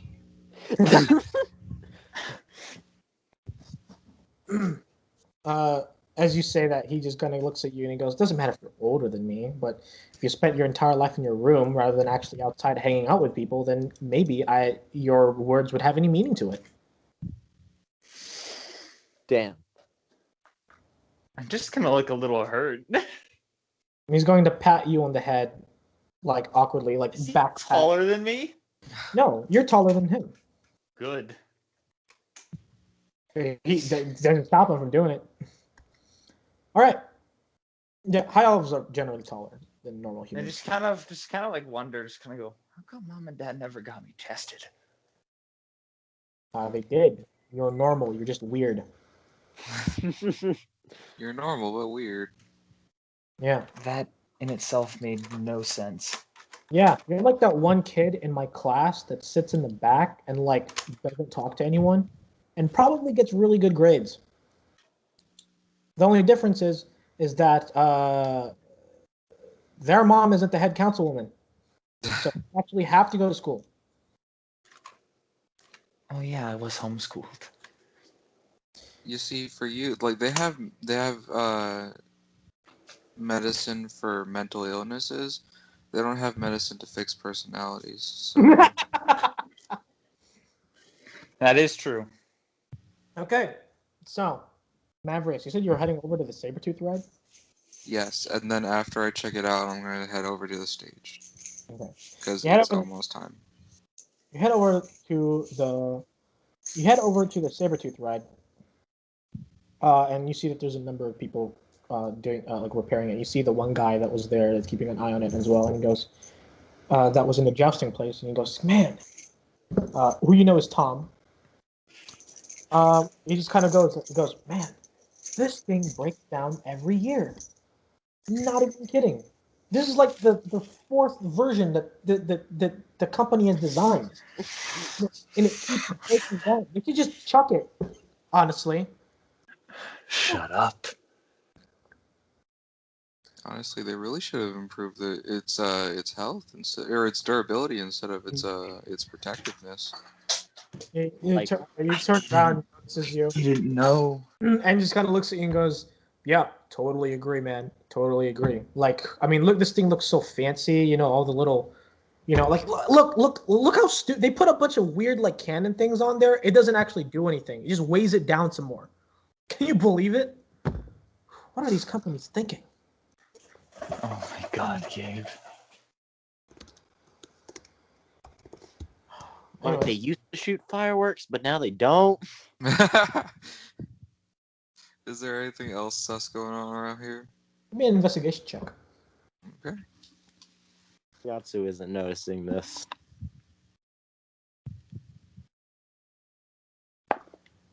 Oh. 17. Okay. Looking around, you start to notice that a lot more people are wearing masks. The masks that you were given as well. Aside from that, you do notice that as you're kind of like there, you can hear you see two police officers kind of standing there near the stage. You kind of hear you hear like a call going through their thing, and they give me a perception check.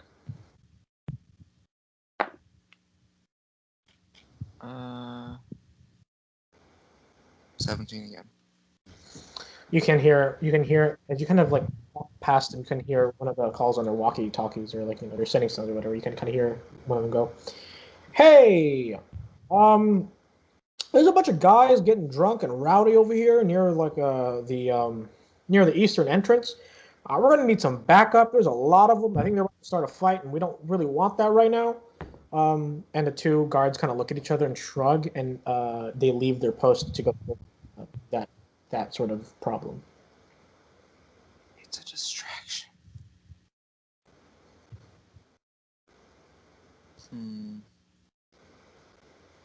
So where were they stationed? They're stationed at one of the two entrances that's to the stage.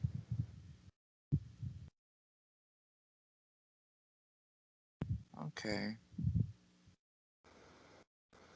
Well then, I am just going to...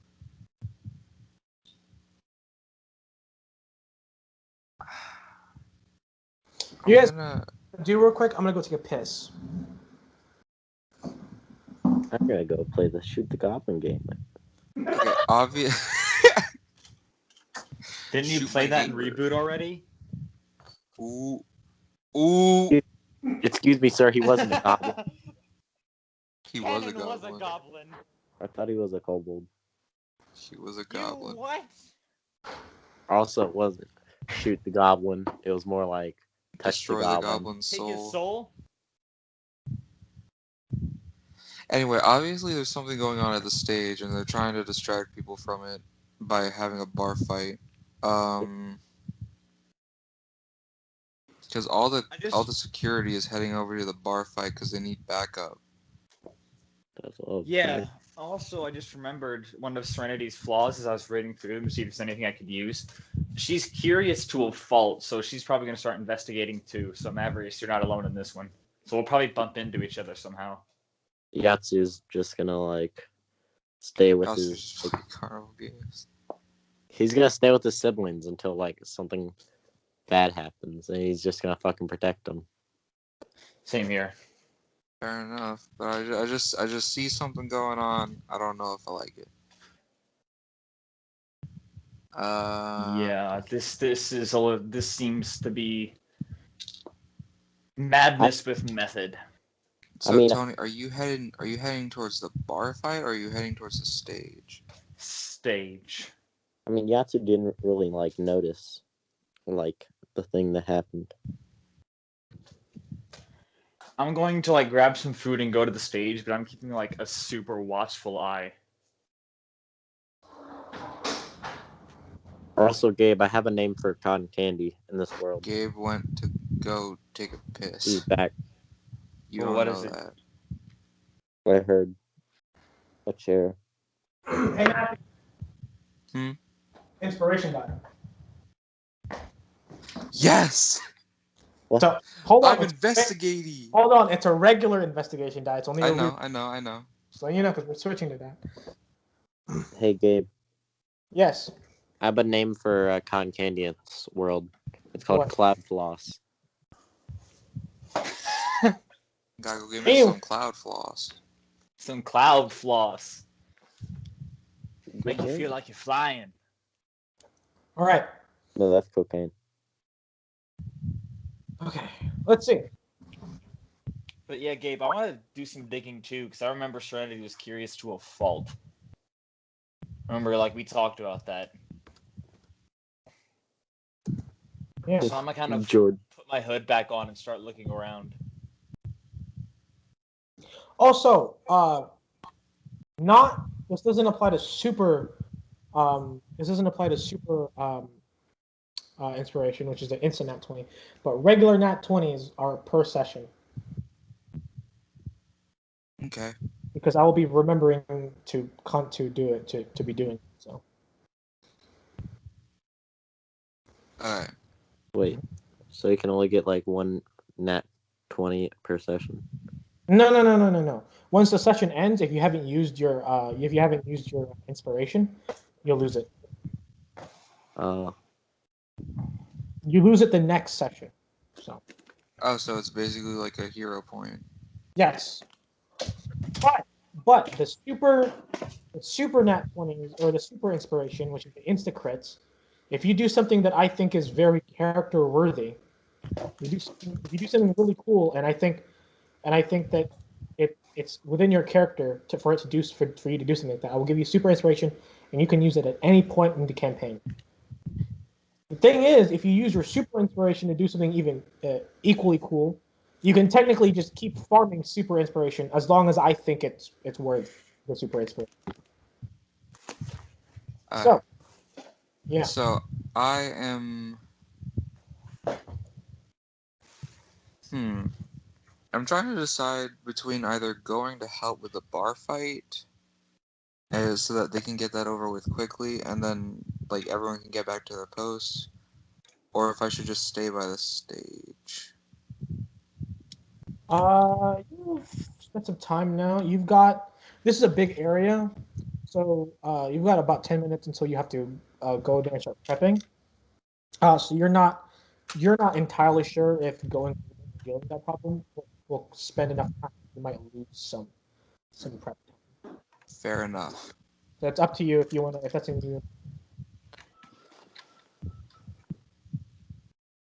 you. Okay. Um.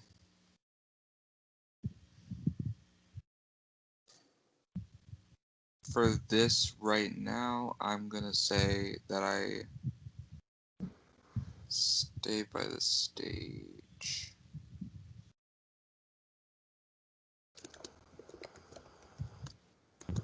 Hi. I'm going to the goblin shooting game. Okay. Specifically, I'm gonna be going around talking to people, just finding out what's up. All right. All right. I have some.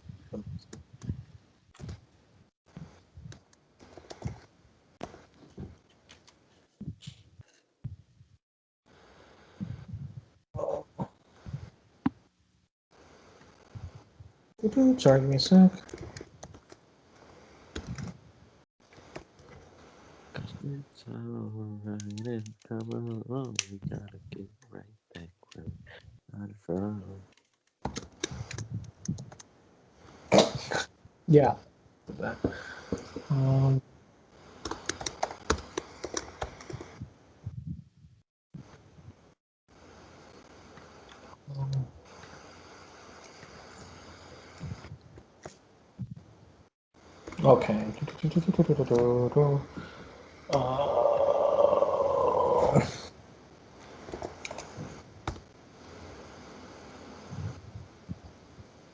Oh no! Shit!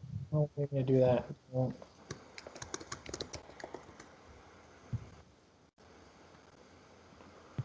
Where's my notes?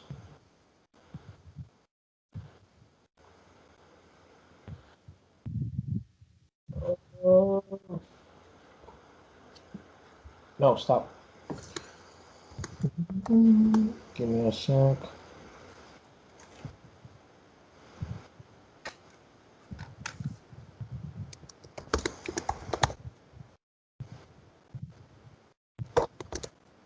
Mavericks, do you have a stage name?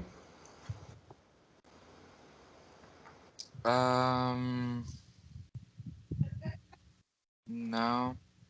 Okay, so just Mavericks. I'm going to be wearing the mask so that it's not covering my face. You know how people wear masks like on the side of their head? Yeah. Yeah, I'm gonna wear it like that. All right, Edgelord. So, No, but it's pretty. I'm kidding. All right, so you wear it like a lot of all the Dream fan art.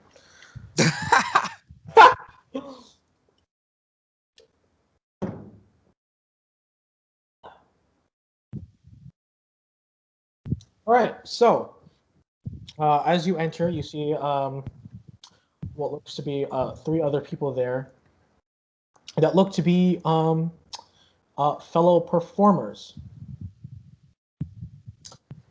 You see, as you enter, it's a very diverse group. You see on one end, you see a pop.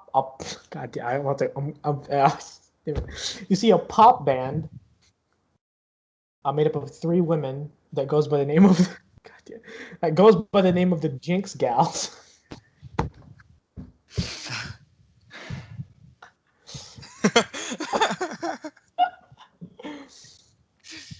Uh,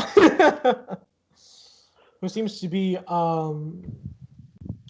practicing who seems to be practicing a performance of one of their songs. That you've heard. It's something about putting a curse or some sort of jinx on somebody. You don't really listen to that type of pop. Whatever. It's me practicing. Another is I'm about to cringe, but it's really funny, so I'm gonna add them in anyways. Wearing like a rock steampunk aesthetic. The band's name you recognize is literally the mother of invention.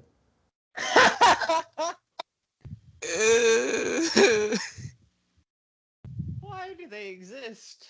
I actually Why do didn't they do this. exist? Do they have anything to do with Sabretooth being fucking broken? Oh no, I just put them there to cringe up, Tony. All right. Yeah, it worked, buddy. And of course, you see two war forges. There seems to be one of them has a guitar and another one has a keyboard. They don't seem to talk, and they seem to be playing this weird electronic music. They're called the Mad Goons. Okay. Oh my god. All right. On this day, dubstep was born.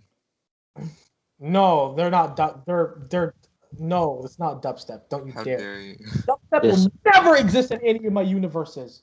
And if they do, they will be the enemy themselves, in which you must kill and obliterate from existence. Disappointment. What you got against dubstep? I do not like dubstep. Oh. You heard it here first, folks. I think dubstep is just nothing but noise. That's all it is. What was their name again, Gabe? The Mad Goons. Okay. What? Oh, exit that. All right. So yeah, you as you enter and you start looking around, you actually know that you're just like an undercard. Like you're like all the different performers that go before the main performer. And the main performer you would know is Lee Bolton. He is a well-renowned adventurer and bard like yourself. And he's part of the Tech Knights Guild. And he is a combination of sort of he's how do I pronounce his music? His music is very synth, like 80s synth. That's his music type. All right. Okay. It's actually like one of my favorite kinds of music. Oh yeah, I love synth. It's so good. Synthwave is. Yeah, I listened to it before, but I discovered it after I watched Ragnarok, where it was just like all the music was just like 80s like synth, and I was like, especially the intro. I have So a 12-hour synthwave playlist if you want it. send it to me. You got it. Synthwave. Yeah. Anyways, so that's basically his music. I mean, it's combined with a little bit of rock too, but it's primarily like synth. So, basically, think of his music as that one episode in Regular Show where he's like, you know, like they're like having like a fucking piano and like guitar battle or some shit. It's like that's basically his music right there. All right, so you enter, and as soon as you enter, you start looking around. A few like seconds after, you see these two guys carrying what looks to be like a they seem to be having a lot of trouble carrying it, but a box full of plushies, and they're like slowly moving inwards into like the room. He goes, "All right, set up right here. Set up right there," and he kind of places it.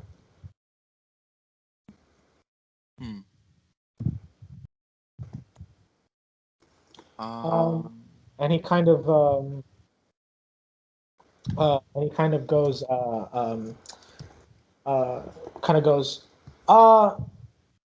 Mrs. Jinx gals. Kind of like one of them kind of like shrugs and goes, your stuff is here. And the three of them just kind of go. They kind of clap as they approach the box, and they start looking at all the different, and all the plush toys are kind of like they're a bunch of like dolls of themselves, but also some of them are like just like random like animals. Like there's like a unicorn, an owl bear, like a normal bear. Like they're just kind of there, a bunch of different plushies of those things. And one of them goes, "Thank you so much. Oh my god, you wouldn't believe how hard it was to get all these things here." So yeah, Mavericks, do you want to do what? Do you want to do anything else while you're here? You want to practice? You want to just like what everyone else is doing?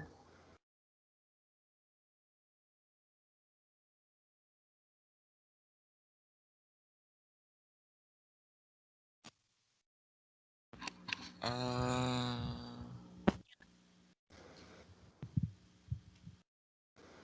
trying to think. So you said that they were having trouble carrying that box. Yeah, but the Jinx gals seem to be occupied on it right now, looking at the different things that are on the actual box. Do I know anything about them? Who? The Jinx gals? They're a fairly popular. They're a fairly popular, you know, pop band. They have like they have like a very like witch hag aesthetic to them.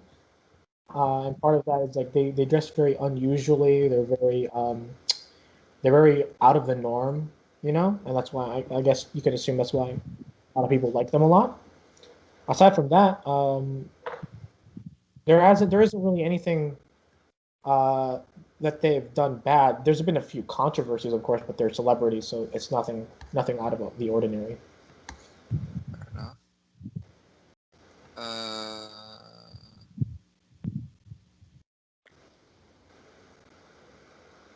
I think. The two guys just kind of leave the room. Is there any way I can see inside the box from here, or no? You can Like, huh?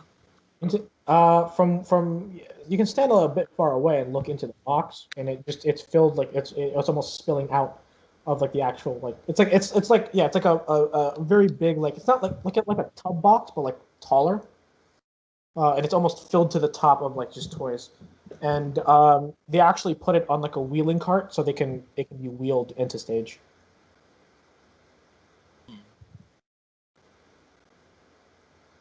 So where are the other two guys going? You see the two of them they just exit. They leave the stage. Really can't think of anything to do here. So, I'm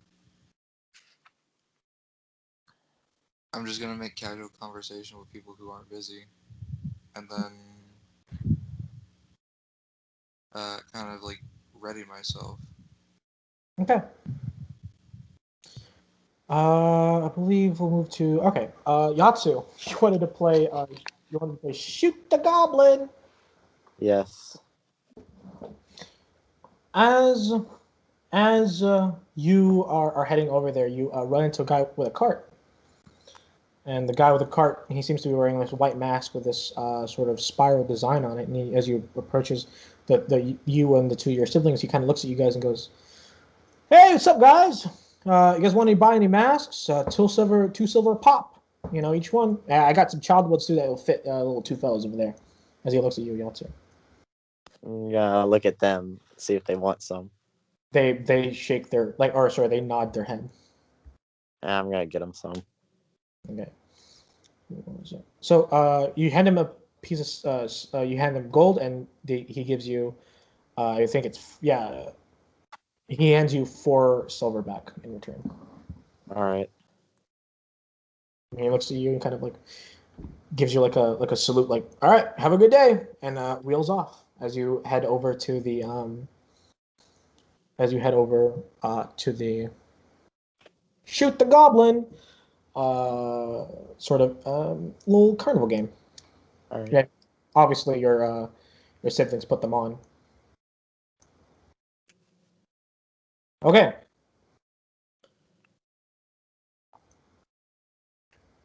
All right. Let's see. You head over there and you see that it's run by it's actually run by a goblin.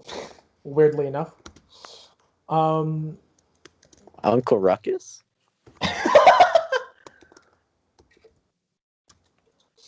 You see this sort of very old, almost balding goblin. And as you approach, he goes, Well, would you look at the three of you? I hope you're having a good day today. Mm-hmm. My name's Darby. You can call me Uncle Darby. God damn it, Gabe. All right then, buddies. If you wanna, you wanna shoot some of these good for nothing little gobbies over here, all you gotta do is it's really hurting my throat. All you gotta do is pay me 1 silver. All right, I'm gonna pay him the 1 silver. There we go. Take that from you. Are you proficient with short bows? I am proficient with simple weapons. So I don't think so. Hold on, let me check.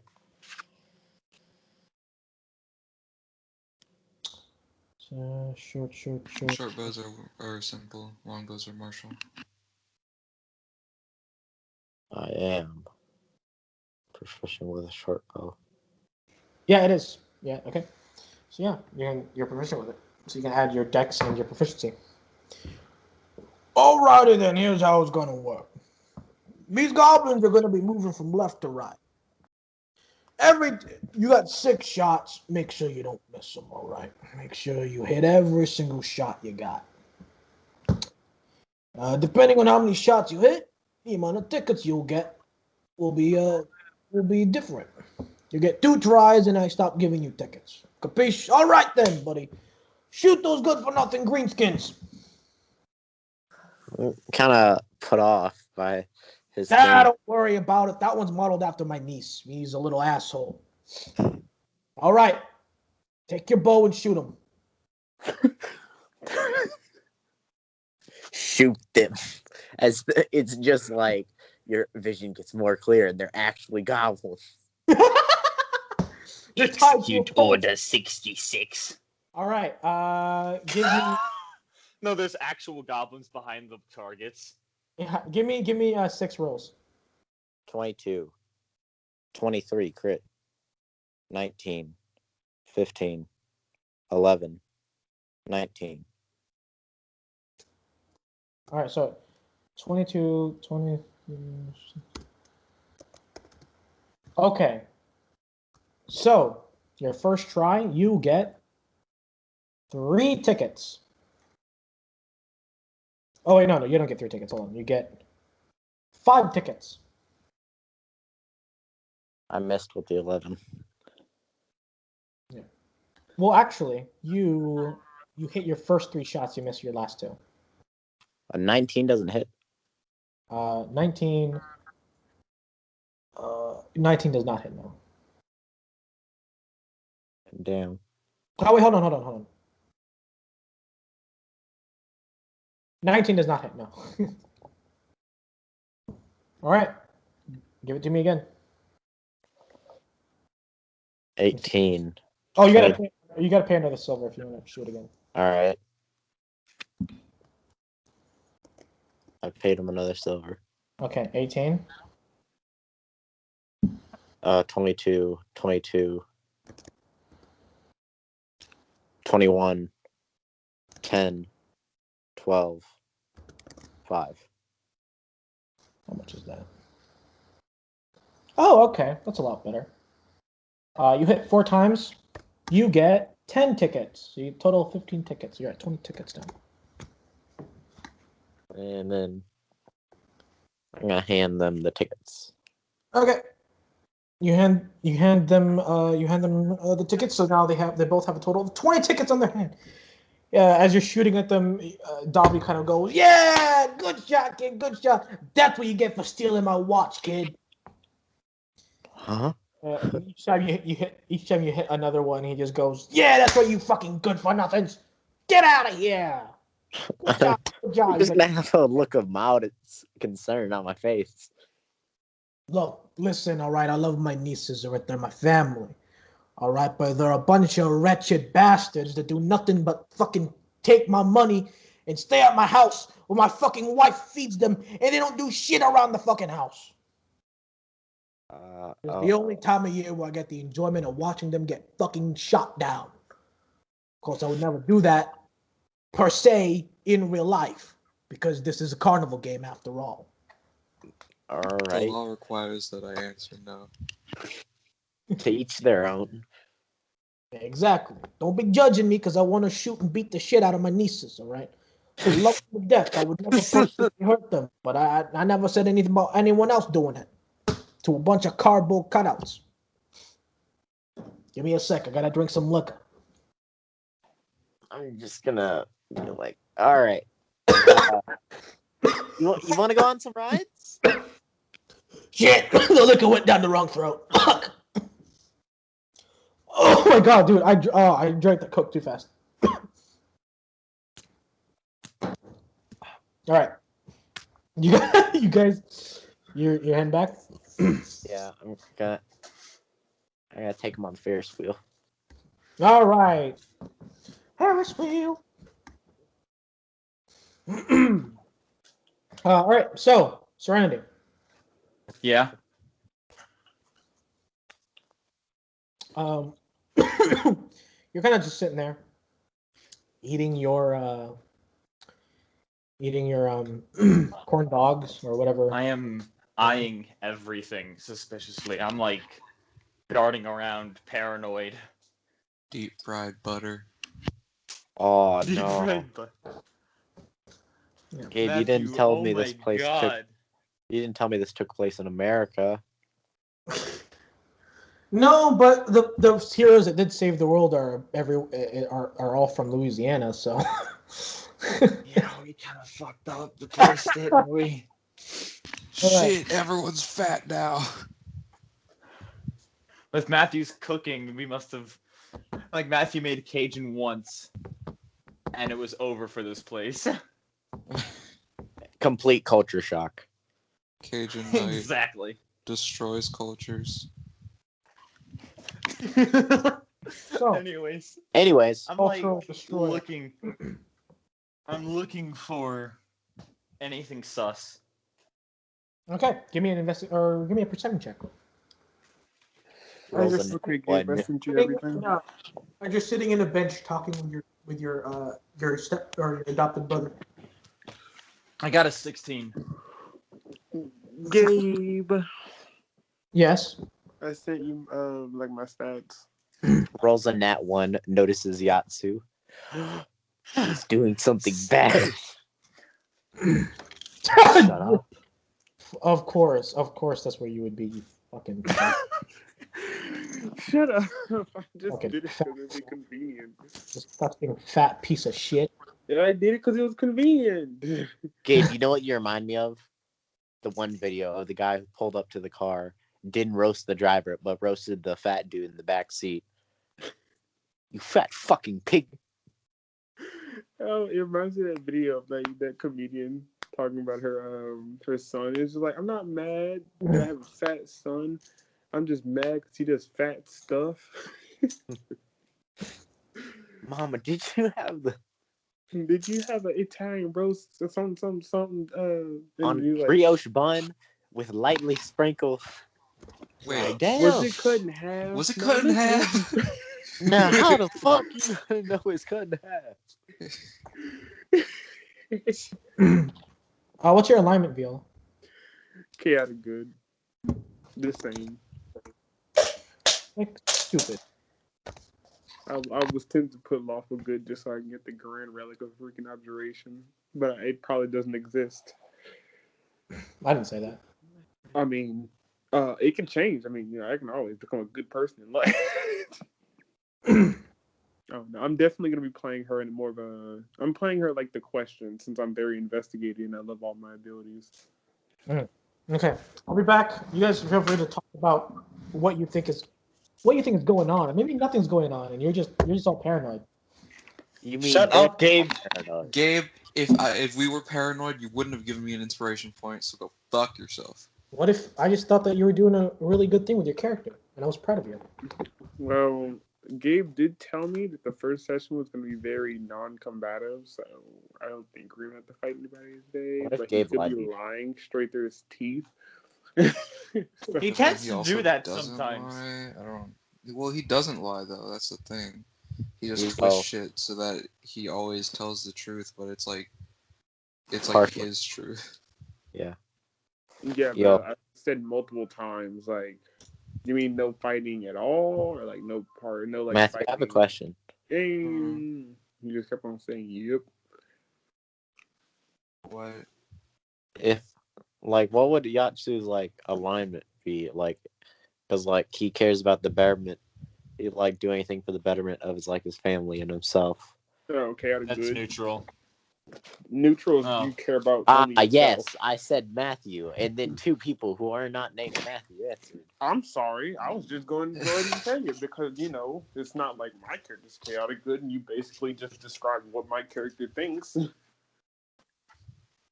Do not start with me, JT. I was just saying, I wanted Matthew's opinion.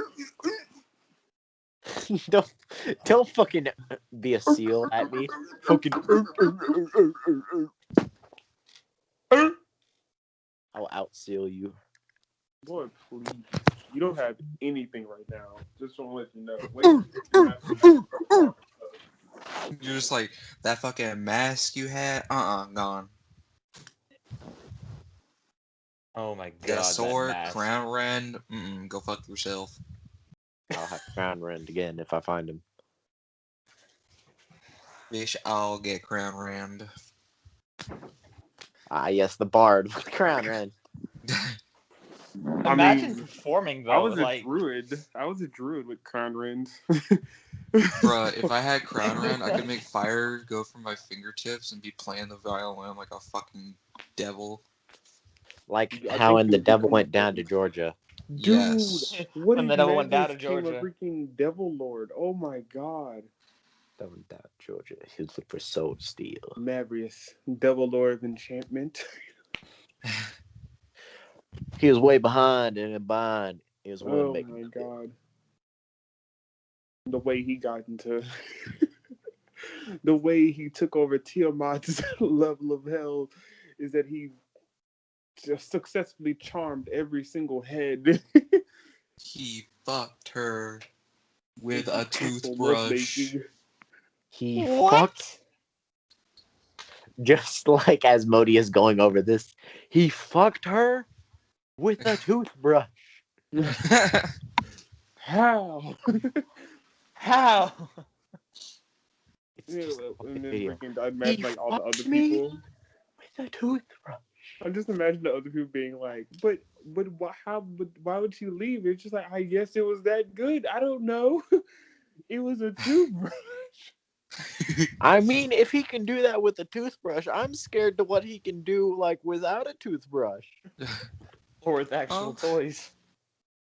Oh my god. Mavrius with the hush? Oh boy. Not like any of you innocent bastards who know what that is, though. What? Nothing. Tony, you're disgusting. I know what all those things are, and do not ever talk to me ever again. What you do? Okay. Do you know who you're So talking we should to? we should be talking about the campaign and like what are we doing right now? Oh, so I'm I just finished my antisocial. character, so Gabe might introduce me, or might make me pull up in the scene. Fair enough. So basically what happened so far, well I guess you were here for that, but like I was here for everything. I don't know why you're about to explain. yeah. I'm still fucking I still don't know if I made the right choice of like going to the stage or going to the bar fight. I don't know. if once I hear about it, because I'm pretty sure I'm gonna hear about it, I'm probably gonna go to the bar fight and see what the crap is going on. I can't wait to meet your character. I can't wait to meet everyone's character. Are you gonna actually talk to me now? Yeah. Just like I can't wait to meet Viola for the first time ever. Right for the first time in forever. Oh my god. Look at what you did, Tony. This is why we don't let JT sing. That was So fucking sings no, right here. that was Tony singing. Yeah, I know. I said Tony. No, you Oh. said This is why JT. No, I said look at what you did, Tony. This is why we don't let JT sing. You're stupid. That's Not very you, mean. JT. Ooh, Matthew, Wait, he what? Not called you, stupid? JT. Not you. I said not you. Matthew, he called you Did you stupid? make fun of me? Oh, I said Oh, not yeah. you. Serenity's dead. Yep, no heals. No heals. Just tumble into it. Wait, Just it's gonna be She'll like that pass out scene immediately. from. No, it'll be like that scene from The Boys in the first episode. Yeah, You freaking with A-Train Robin her. and A-Train. Just that's what A-Train her, dude. that's Oh what my it's gonna God. be. No, Kevion, it's just the Dark Souls 3 roll into Serenity and she just dies. Yeah, it's like a Dark Souls 3 roll, like but mixed with A-Train. Well, I Tony, unless remember, you apologize, no more heals. So, I remember- All I right, remember- sorry. I'm fuck sorry. yourself. JT, I remember in Dark Souls 3, I had you know how like those random phantoms from other worlds try and come kill you? Oh yeah. I beat the crap out of one dude. I cheesed him with Soul Arrow and Farron Dart. I cheesed the crap out of him, killed him. And he gave me his armor. It was the one that you fight before you enter the Deacons. Oh, you And fought Longfinger Kirk. yeah, the dude with the spiky everything. I took Yeah. his armor. And then you could just roll into people. Yeah, I can just roll. I think most of the ways that I killed you, because once I figured out that rolling actually does damage, and with his armor, rolling does more damage. Actually, rolling doesn't like do damage. It's just his armor that does it.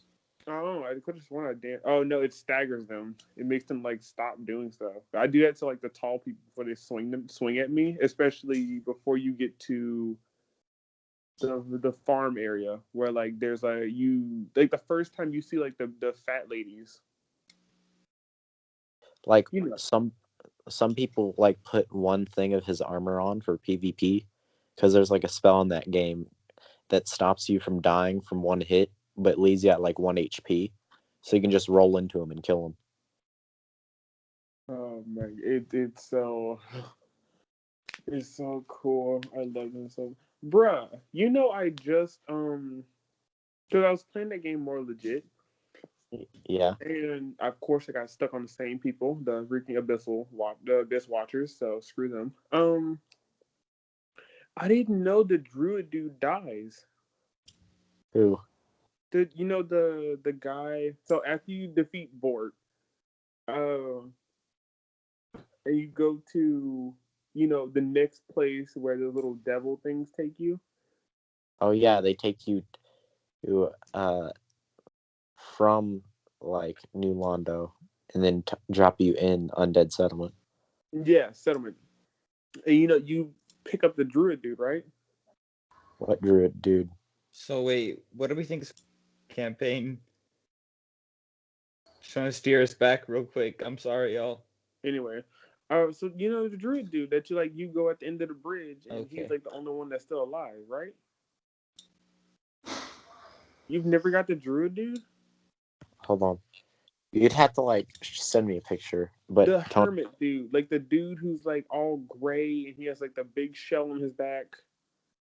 Oh yeah, like the hermit, like Yeah, they called them druids or hermits, but to me, I called him a druid because I think that's what he called himself. Like, I am a druid. Yeah, I did not know what you're talking about. He dies. Like, someone from like where he originally was from comes up like to the Firelink Shrine and kills him.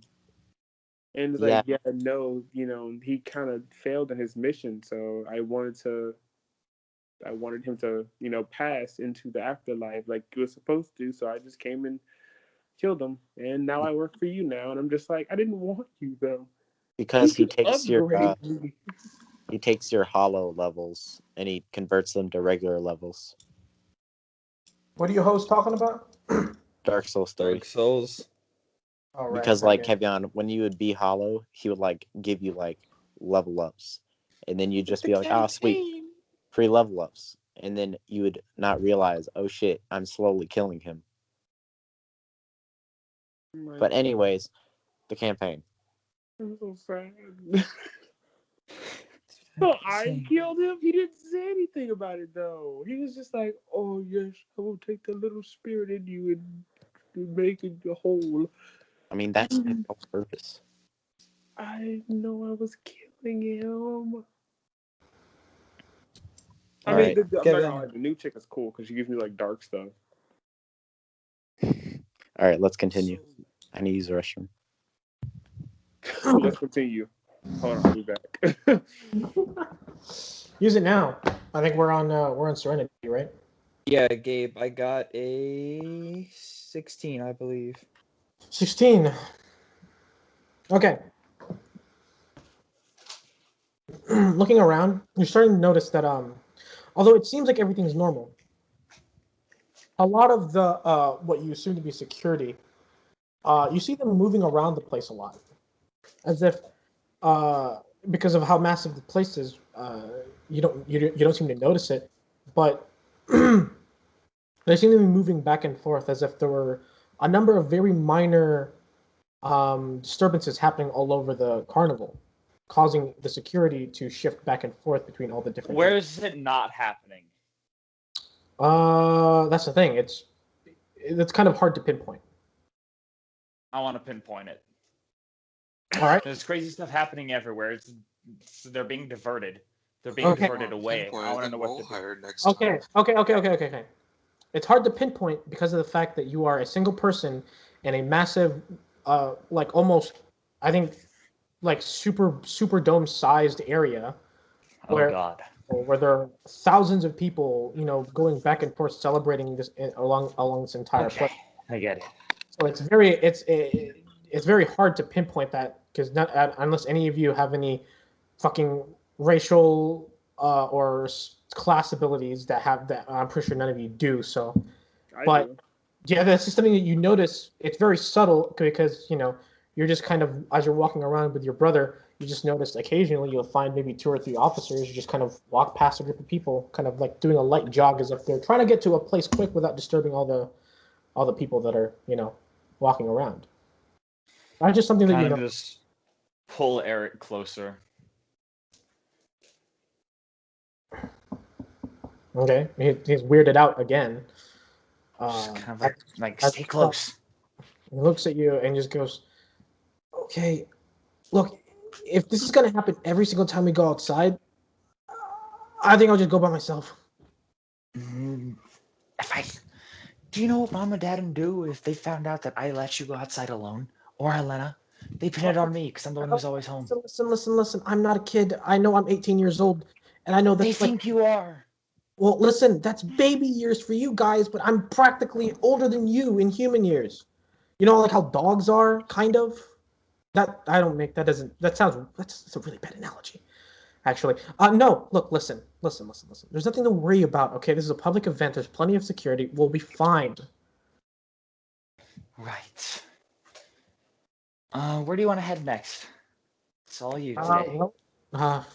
We should probably go ahead to the stage, I guess. I'm pretty sure they're about to start, the announcements and all the music and stuff like that. Alrighty, stage it is. Okay. Is there a scenic route we can take or no? I'd say there's a pretty decent scenic route. Let's take the scenic route. I want to do some more investigation. Okay. Just looking around for anything sus and seeing how many officers are here, what's going on over there, and I even want to try and listen in on conversations to hear what incidents are happening. Okay. There's a scenic route. Everything is kind of built on rows, like all the rides and stuff like that. They're built by rows, and all the different stands and stuff. So there isn't really a path you can take where you can see everything. The only way to get a better view is there are only really 2 ways to get good views, which is from the Ferris wheel. Ferris wheel. So I kind of go, how do we go to the Ferris wheel first?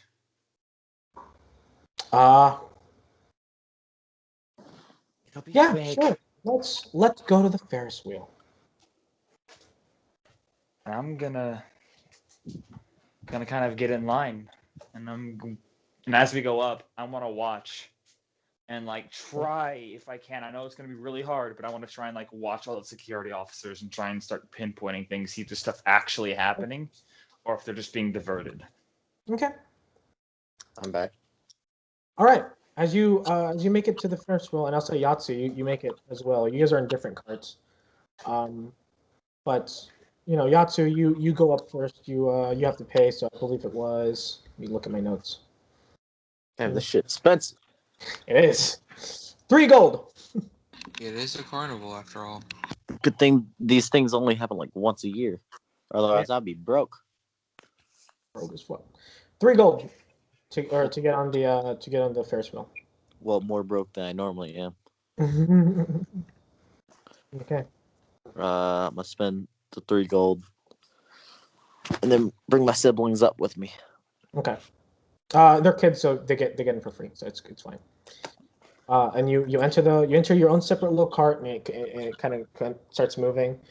Serenity, as you enter, you look around, and the door kind of closes. And as it slowly moves up, you turn around, and Eric's not with you.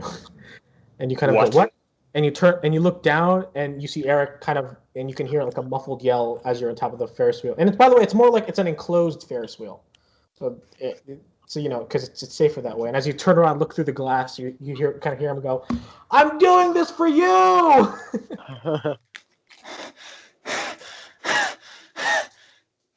No, focus on the task at hand. I'm gonna start like panicking at first. Like I'm gonna go even paler than I usually am. He's And gonna immediately. and you can as his voice is slowly getting lower as you're getting higher. He says, "I'm gonna go get some food. I'll be back." And All right, I'm gonna track everything now. I'm gonna watch him, and I'm gonna see if anything weird's going on nearby. Give me a perception check, but since you're on top of on a thing, I'm gonna give you a plus. Let's see how much did I get. I'm watching for the I'll stuff give you- I'm watching. For I'll give you Eric. advantage in your perception check.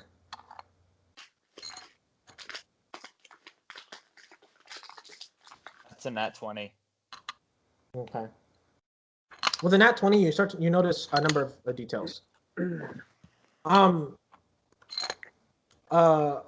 police or the security are scattered all over the place. It's hard to see everything because even with your Alvin eyes, there's still thousands of people, and you can see almost the entire place, almost the entire thing, because it's when Ferris was one of the corners. So as you reach the peak, you can almost see the entire carnival.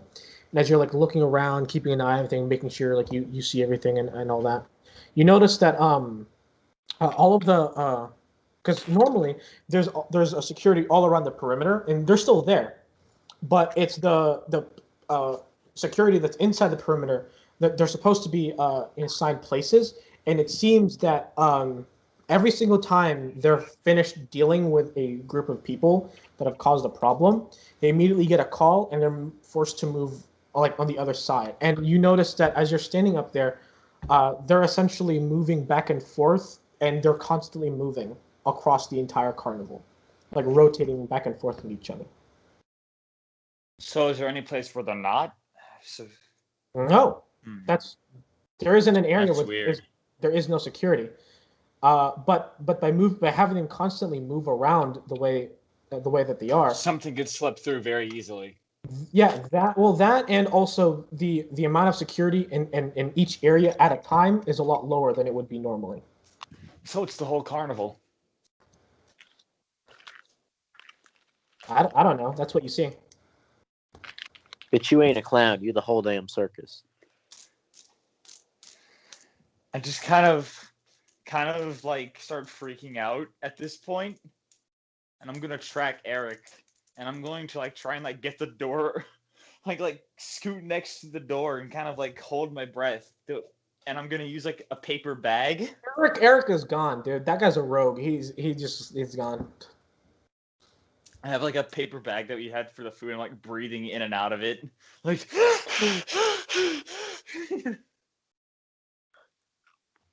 Fucking the second the ride's over, I'm gonna burst out and start yelling his name and looking around for him. Okay. Bro, it would be fucking embarrassing. My siblings saw you and just feel like, Who's that crazy lady? Yeah. You guys are a cart next to each other, and occasionally you'll be at like a level where you're where you can like see above into her cart, and you just look down and you just see her, and you just hear your siblings go, brother, that lady's vomiting into her bag. Yeah. Just try not to pay attention to her. Okay. And Yandi kind of just like sits back and enjoys like she's kind of like pressed against the glass, like looking at everything, like in awe. Especially since you guys from this height, you guys are in the center. You guys are in the center of the market district. This place is like motherfucking Tokyo. Fucking billboard signs that are like massive like signs on the side of buildings you controlled by illusionary magic are shown, like, you know, it kind of looks like these weird illusions all across the different like buildings and stuff, like that are full of advertisements, like these beautiful like strong colors that kind of shine through, and it makes the city brighter than it normally should be. I'm just like I'm pointing these things out to them. And they're kind of like looking around, like running around the thing, trying to like see every little bit of the city. And yeah, Neverwinter is a beautiful, bustling metropolis, and especially the market district, where it is just covered with these extremely tall skyscrapers that kind of like litter the entire district. And this first was about like 100 feet high, so you're not even close to being like taller than some of them, but you get a better view than what some would see. Yeah, and since this area used to be of sort of a hillside of Neverwinter, you can see like the waves in the streets itself, the waves of the hills of the streets going up and down from your perspective, and everything. You just get a much bigger look from where you are.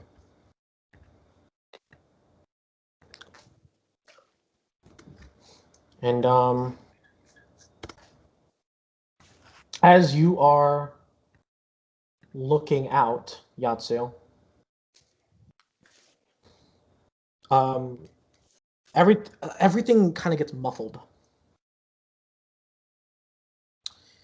Everything, all the sound of the bustling streets and the carnival kind of starts to like get like muffled a bit. Your vision, sort of your peripheral vision, starts to darken as if darkness was slowly closing in on your vision. And you hear a very simple word in the back of your head as everything goes silent for a split second. You hear tragedy. Oh no. Your vision and your hearing goes back to normal as you hear your siblings go, "Hey, we heard that there was supposed to be playing music. I really want to go to the stage."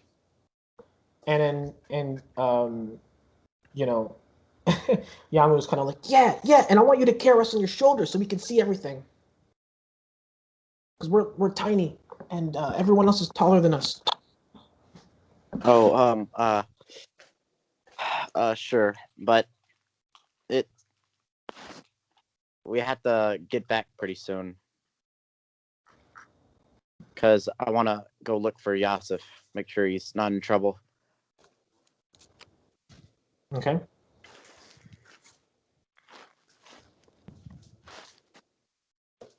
All right. Like my hands are just sweating. Mm-hmm. All right. So, all right. So, Mavericks. Yes, sir. At this point, you're talking with all the different people, and they seem pretty nice. It doesn't like, you know, fucking what's their name? The Mad Goons don't actually talk. They just kind of look. They nod at you, you know. But you know their whole thing is that they don't talk to people. You know, they're very silent. They let their music do the talking. You know, but they communicate. They have like these helmets with like sort of like these magical displays They have like smiley faces, like kind of like emojis. So they kind of talk to you like that way.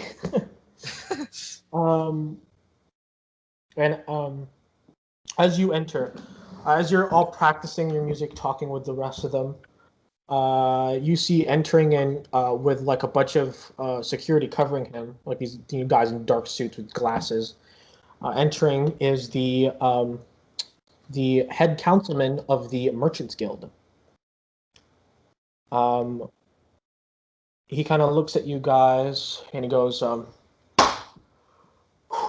you know him to be the person who like set up this entire event. And as you kind of as you as you sort of stop and everyone kind of stops. Next to him is Lee Bolton, who is sort of the main, who's supposed to be like the main attraction of this entire place. And you guys are sort of playing under him. You see him, looks at you and goes, "All right, everyone. I am very proud to have all of you here. As you know, I am the head councilman of the Merchants Guild. My name is Gareth Reddits. This here is Lee Bolton." And you see Gareth is this tall, very muscular half-orc with his suit, his very fancy, very expensive-looking suit, barely able to hold in his muscles. As you could see his defined form underneath it. Lee Bolton looks to be a human male, dressed in a very deep, like collared like V-neck, like white shirt, and he's got like a visor around him, and headphones that are not on him, not on his ears at the moment, with a keytar that seems to be imbued with some sort of magical energy.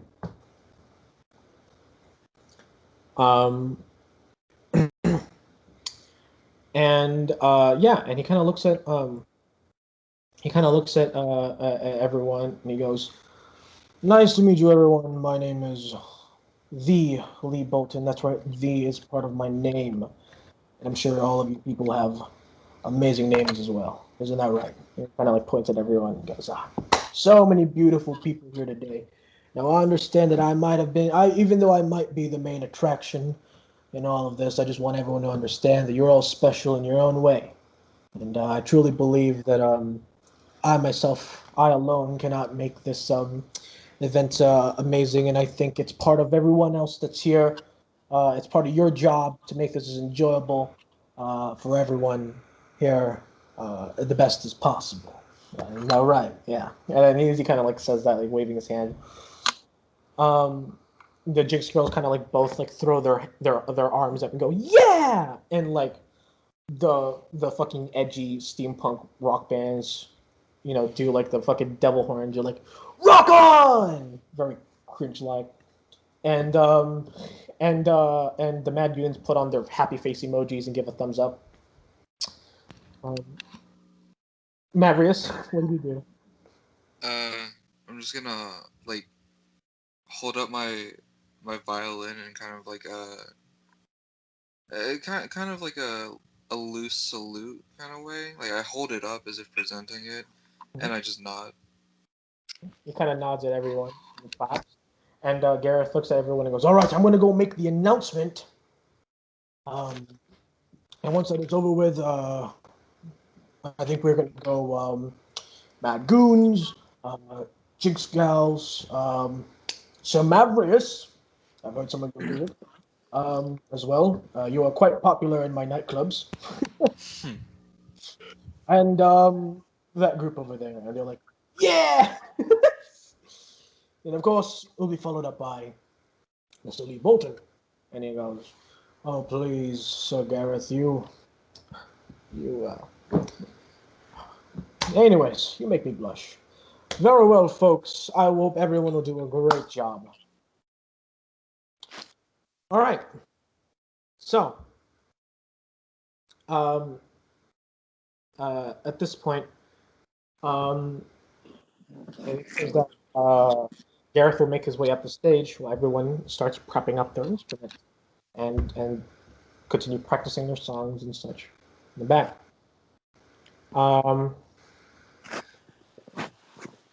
Yatsu Yeah. and Serenity, you both make it out semi in the same time. What do the both of you do? I'm gonna I guess we'll start with Yatsu first. head to the stage. No, I'm here. Hold on, I already said Yatsu. Anyway. God damn. I didn't Man realize was I was ready for muted. his That's- turn. I'm gonna go to the I stage. didn't. Go to the stage with my brother and sister on my shoulders. Okay. But I'm just looking out just to make sure, because he told me that he just said tragedy. Okay.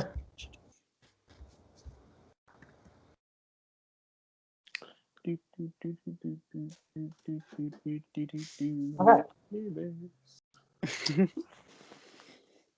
Viola. Oh damn. Mm-hmm. My girl. Viola, you start to notice that everyone is heading away, and everyone's starting to head towards the stage areas to listen to music. Do you want to follow? I guess. I'm just letting you know, if you were here earlier, you would have there was a lot of clues. There was like a lot of clues to whatever's happening here. So, I mean, I've been here. You guys, whenever I joined in the car, and you guys said that you guys just started because everyone was heading. So ever since then, I've been here. Yeah, but like in character, you didn't notice any of those things, so you're just kind of enjoying your fucking food, you fat fuck. Anyways, yeah, that's what you start heading over there to the stage, as everyone is. Serenity, what are you doing? I'm just going to head to the stage, quiet, looking around, just go, Eric, this isn't funny.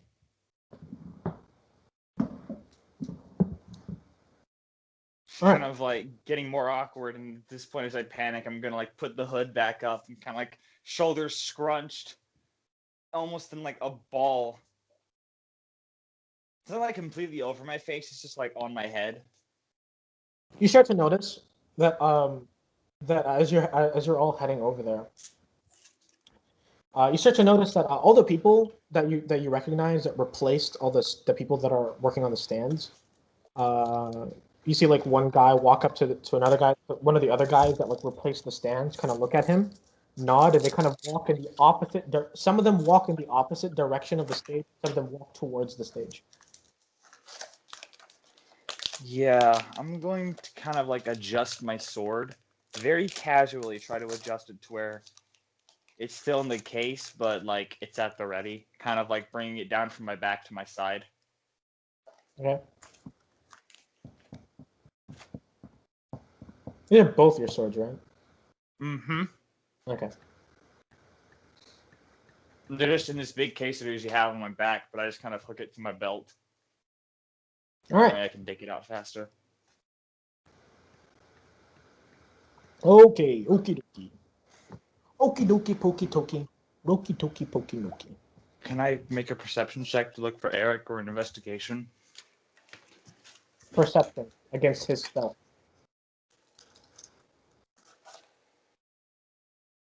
13. Bring it on, motherfucker. 14. Are you serious?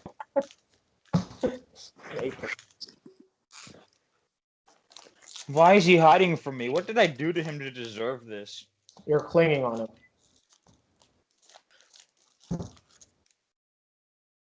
This No. isn't for his...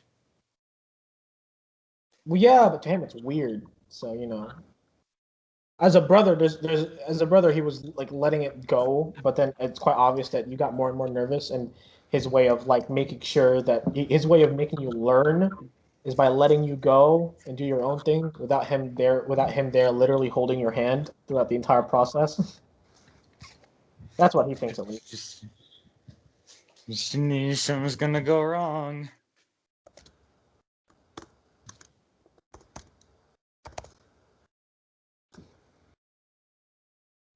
All right. Anyways.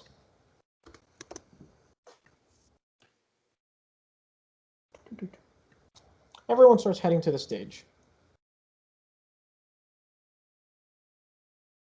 Yatsu, Yeah.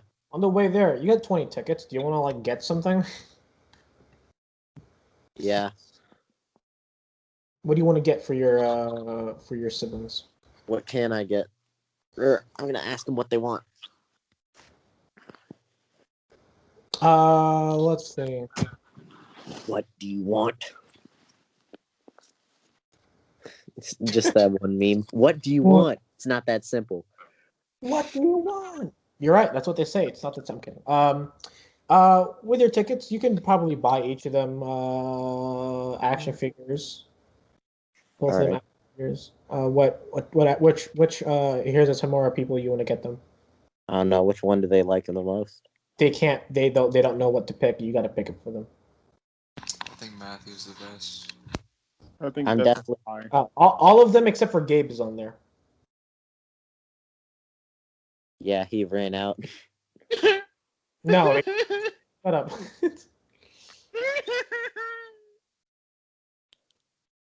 You don't want the mother. Really weird. That one- Is that like the one breaks guy the law. who's running the booth crying? Because I swear I could have heard something. No, you approach him and he goes, "Well then, you want a toy figure, huh? We've got all sorts of going on here. We got the Wizard King, we've got the Chosen One, we got the First King, we've got this random lady, but apparently she comes with a free spider one. Not sure. So Wait, what do you say God for all of damn them? it. he's saying you have choices of all the heroes of Tymora except for me. I know, but like, what were the titles? The Wizard King, the Chosen One, the Oh First right, King. there's the Stormlord, which is you. I'm Too. gonna get the Wizard King, and then The Chosen One is Kevion.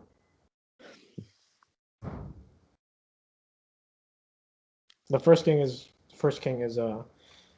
obviously Jordan and what The is it? last one doesn't matter. Last one he doesn't know, but it comes with a free spider plushie. That breaks.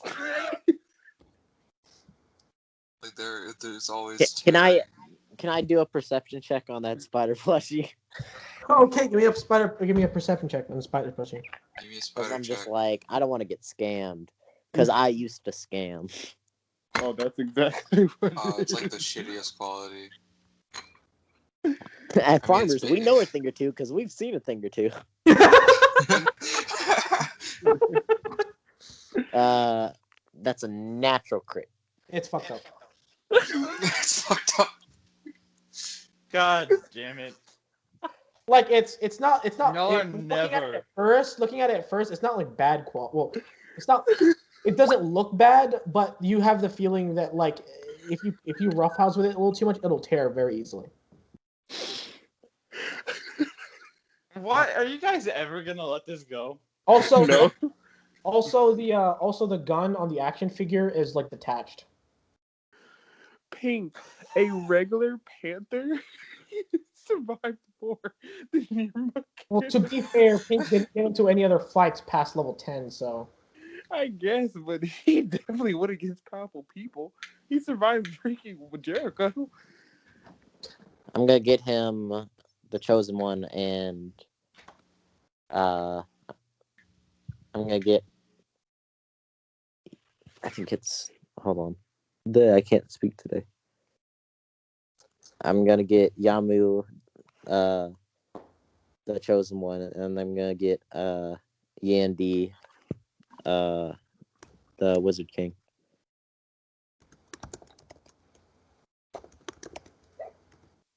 Okay, so one of them's gonna become a druid, the other one's gonna become a wizard. Yeah. I can't wait for the third sequel of this this campaign.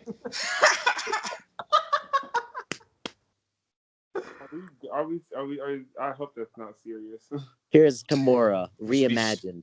Reimagine. You should be spacefaring by then. All right. And so, you guys are semi-spacefaring now. All right. So, Excuse me. yeah. So, Oh, as you do that, he kind of looks at you and kind of like goes, "Don't worry, I have to stay here and keep an eye on my stall. But I hope the rest of you have a nice day as you're going on about your day. I hope the music's nice." He kind of waves you off as you start heading out.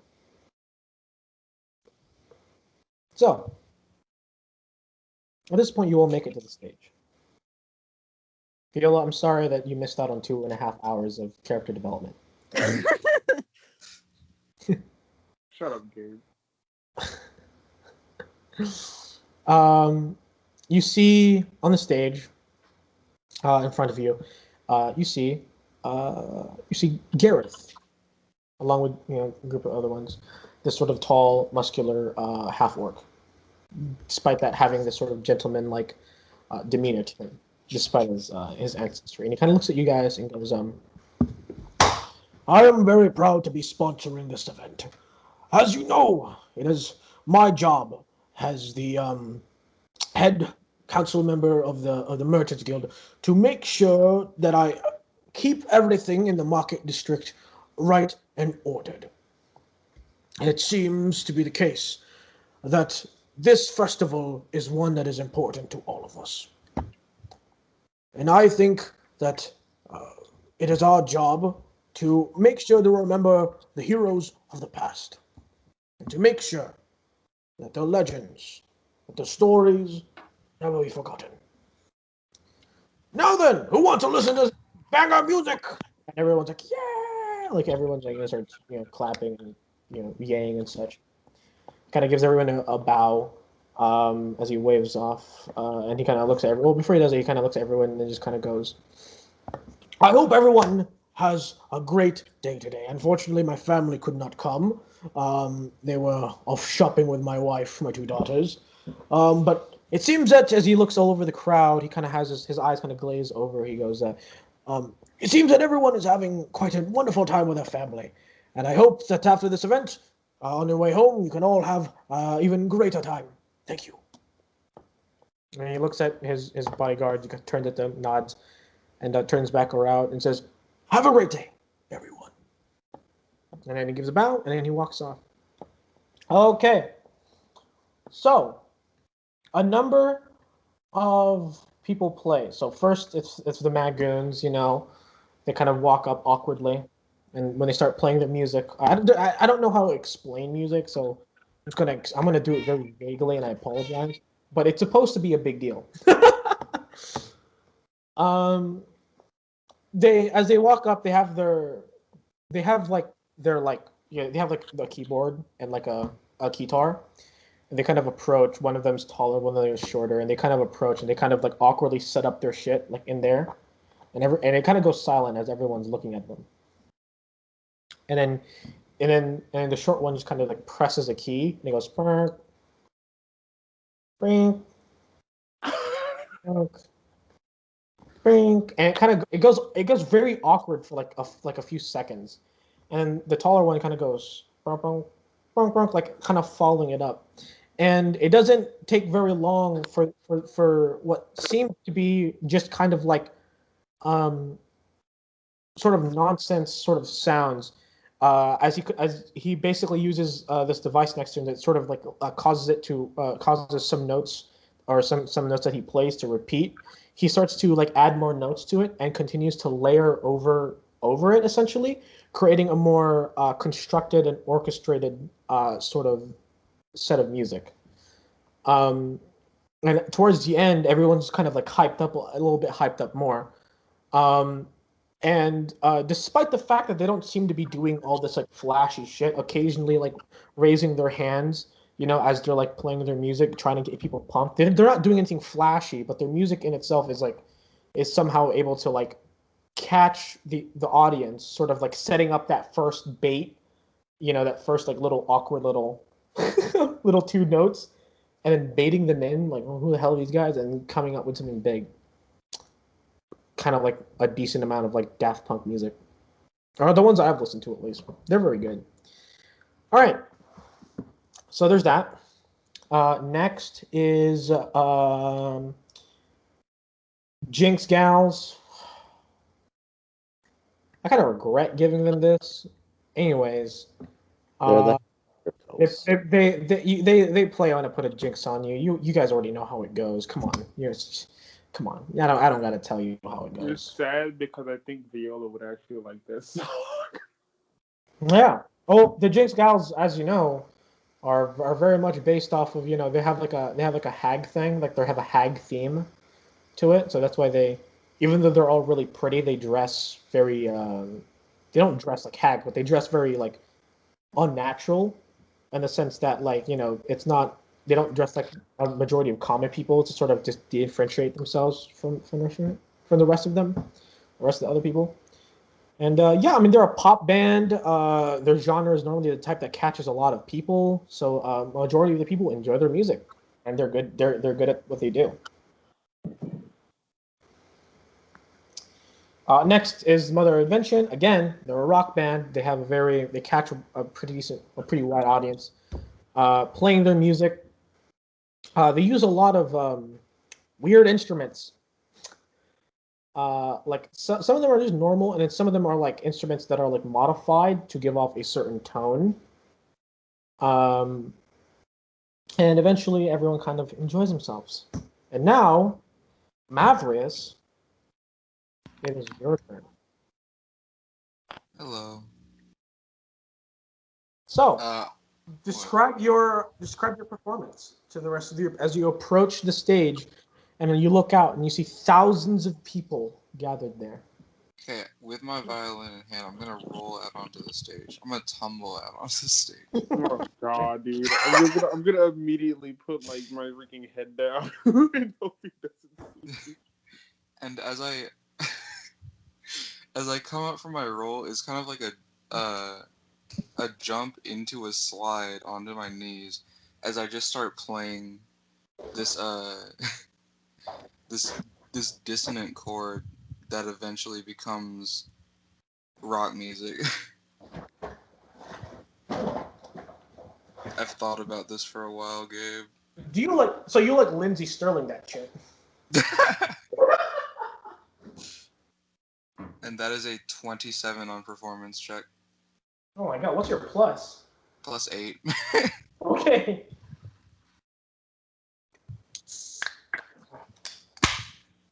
How is it so high? Because my charisma is 18. All right. My charisma 17. But you get a +3. I think it's a +2. It's plus your proficiency, right? So it should be a +6. Or +2. No, but double proficiency because of expertise. Okay. I thought you had like... Wait, how do you have 18 charisma? Because I had I put my 15 into charisma. Tiefling gives me +2, and I took the Flame of Phlegethos Tiefling feat, which gives me a +1 to charisma. So Oh, 18. that's why. I'm dumb.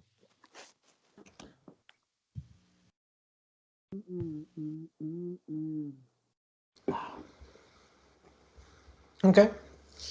Oh, also, Jinx Girls during their performance did roll out that cart full of toys and just start chucking it into the crowd. Can I catch one? Yeah. Give me a dex check. I'll knock over a baby just to get one. Give me a dex check with advantage. Can knock it over children. Fuck them kids, bro. Fuck your kids. I don't give a shit about your kids. I got a 12. Okay. 12? Yeah. Hold on. I gotta roll for the kids. You gotta roll for Like crap out of the Yaz. way. You gotta roll for Yami or Yamu and then Yandi. Oh, dude, what if I knock over them? Viola gets jumped. That is exactly what happened. What do you see as Yandy is about to catch one of the toys, you just see this as she gets really excited, as she goes to catch it, you see a blur of a hand reach over and literally steal it from her just on the last second, and Yandy kind of starts like crying. I'm just gonna Don't look you do it. over. Don't you do it. I'm just gonna look over. I'm just gonna be like, I can be rude. I just be like, hey, how much would you want for like one of those? I'm gonna like look around and see. I'm guessing he's still a UNT. Yeah, Well, a group of UNT. with like two children on my shoulders. Well, Yandy is on your shoulders. Yamu's on the ground, but he's a little tall. He's 10, but Yandy is like 8. So Yeah, What are you talking about? my brother and sister. No, I'm talking about like that's what she tells you. Like, what are you talking about? For the toy that you caught. You want to pay me for an item that's getting thrown everywhere? well, the thing is, you're looking at it now, but they're throwing it like in like a sweeping motion. So like they're not throwing it over in your guys' area anymore. They're doing it in the other area to catch as many people to get the items. What does it look like? The toys. A lot of toys vary. Some of them are like plush animals, but this one you got specifically is the leader of is not leader, but it's one of the Jenks girls. It's like a toy of her, a plush toy, and she's got like sort of dark brown skin and long hair that like is flowing on one side. She's got like a badass coat on. All right, I don't know about this, Chief. I hate you, Gabe. God. I mean, if you really wanted it here, I guess. I just give it to him. Thank you very much. You've made someone's day, as I just like bounce Yandy up on my shoulders a bit, and just hand her. She doesn't turn around. She takes it and she goes like from like semi crying like tears. The tears haven't flowed all the way down yet, but as you hand it to her, she kind of takes it and then like she kind of starts to get happy again, stops crying, and she starts like waving her hands again. I'm gonna like turn around and roll my eyes really hard. Could have kept it. I really could have, but I didn't want to. Very be nice today. Yasu will remember this. Telltale Games. I don't care, bro. But it's a good thing. What do you mean? You're already starting on this relationship strong. Yeah, you have the hobo on a good side now. Gay. All right, Mavericks, as you finish your performance, people clap, they're cheering for you, and they're like, yeah, woo, and I'm gonna give him like one of those like slow claps, like very, very pitiful clap. Mavericks, give me a perception check to see if you notice this. No, please don't.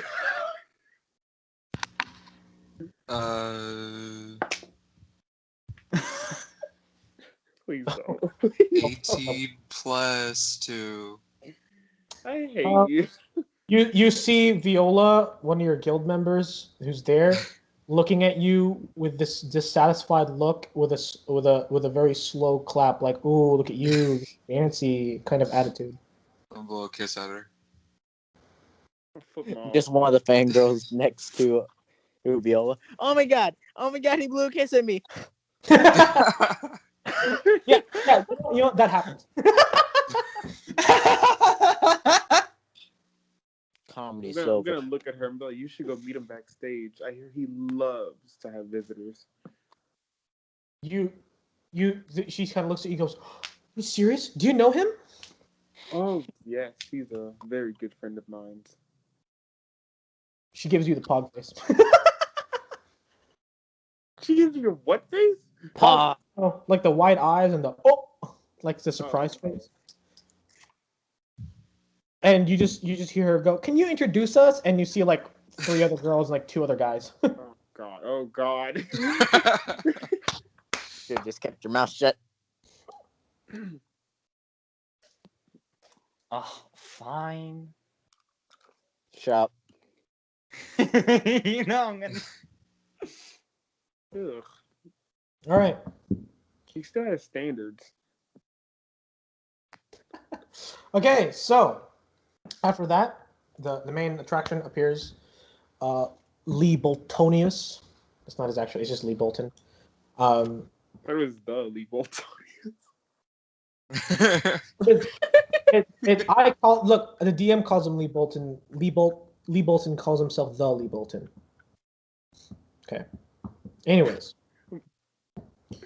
All right. Anyways, in canon, that's his name, but I'm not saying the Lee Bolton every single fucking time. Anyways, so the Lee Bolton. He sounds like an official Twitter name. The official Donald Trump. At Veal. So I thought it was at POTUS. Anyway. all right, so he gets he gets in front of the crowd and everyone freaks out. The energy is really hyping up, and as he takes his guitar, he kind of like strokes all of the keys in a very in a very strange manner, kind of creating like as it goes out, and just as that happens, almost as if it was timed in some sort, maybe because he paid somebody with a ridiculous amount of money, but a blip just happens to fly over the entire like stage area, sort of darkening everything. Despite the stage being being outside, it's darkened enough that when he presses one of the keys in his guitar, you see a bunch of lights like shoot up into the sky, and it just starts strobing as he starts playing his music, and looking at the way his fingers kind of move all across his keyboard, he's almost able to make this hypnotic sort of synth-like music that kind of like comes in at waves across the entire audience, kind of goes back and forth as he does so, and unwillingly he kind of spins around. He casts Big B's hand in front of him, to which he like jumps on top of, and he kind of starts floating across like above everyone in the entire ground beneath him, as he starts like playing, like twirling about, as everyone is like looking at him in awe, like whoa, as he's doing this, and he's casting the pyrotechnic spells as he's like spinning in circles, kind of causing these explosions to kind of like explode everywhere as he's doing so. And you guys, as you're listening music, you guys just feel inspired. You guys get an inspiration die. Hell yeah. Dang, he's a way What? better bard than freaking Mac. Shut your mouth! What kind of disrespect? It's your regular bardic inspiration die, and it's just a regular D6, but it's in all of your and it's only as if it was a normal one without any subclasses. Oh, okay. But it is an inspiration die, yeah. Oh my god. I'll kill you. Shoot you. It's a D6, and you can use it on ability checks, attack rolls, or saving throws. That's about it.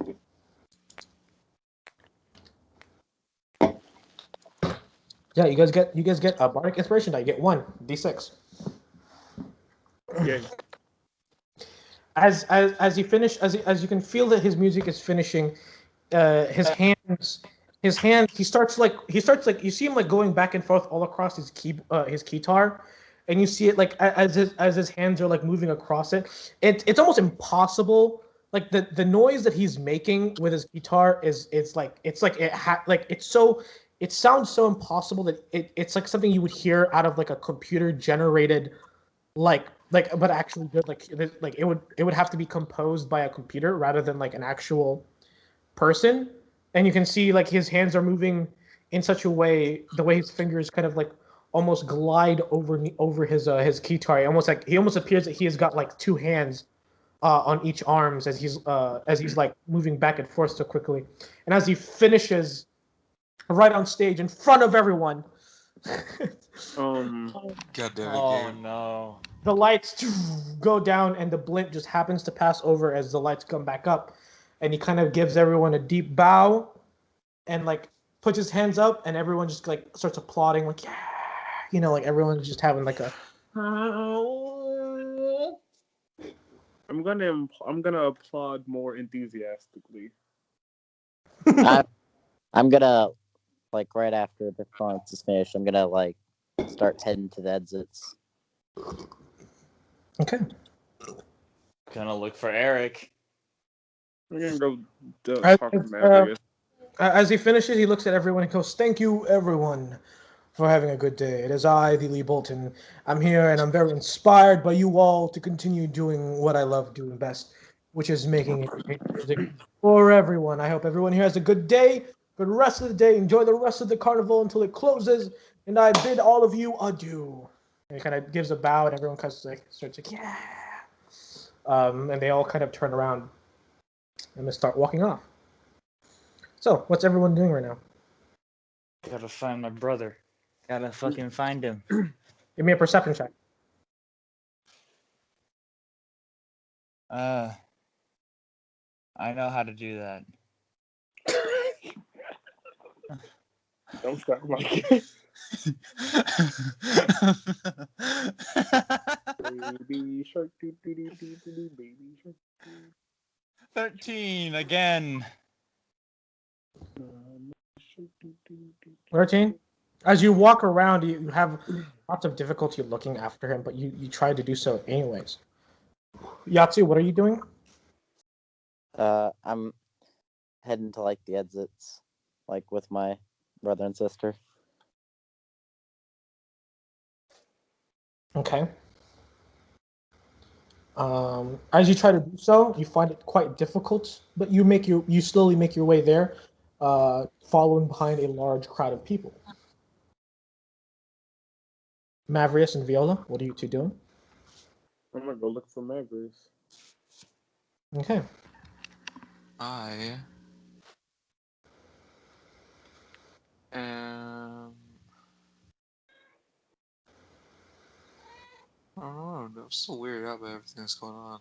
But I'll just be like talking to people backstage Okay. for now. Lee Bolton would have left immediately, as if he didn't, then the entire area would be flooded with fans and such, because he's pretty famous. Everyone is already packing their things up, and you see a group of four guys enter, with like guitar cases, and they kind of look at everyone and goes, "Wait, it's over? Shit, did we miss it?" And they all have like sort of these masks, and one of them kind of the bigger guy in the back kind of goes, "Look, maybe if we go upstage, we can still perform right before everyone leaves." And they kind of look at each other, nod, and they start heading to the stage. I am going to follow them and peek, just peek out onto the stage and see what they're doing. Okay. You see them as they head to the stage. You see three guys have like these guitar cases on their back, and the other guy doesn't really have much. You don't know what he's doing, but he's there. And they seem to be wearing like these like these jumpsuits, but like one of them, but they're all wearing the same white masks that were passed around everywhere. As they all get out, they all kind of look at everyone around and goes, "Well, hold on, everyone!" As one of the guy walks up to the mic, and there's some people that are like, "Whoa, you guys aren't supposed to be here," and everyone kind of stops and turns around, and kind of compels you. Goes, "All right, everyone, gather up. Look, I apologize, we were late and all that, but please hear us perform." and everyone just kind of like turns, and they're like, all right, sure, whatever, like one more performance, whatever. And everyone just kind of like not a lot, like a decent amount of people, like a little bit more than half the people start heading back. I'm gonna more desperately search for Eric now. I'm gonna start like yelling for him. And as you're peeking, you notice that the three guys kind of get on the ground and start opening their guitar cases. And at this point, you see the guy, the cart is still up there. The cart that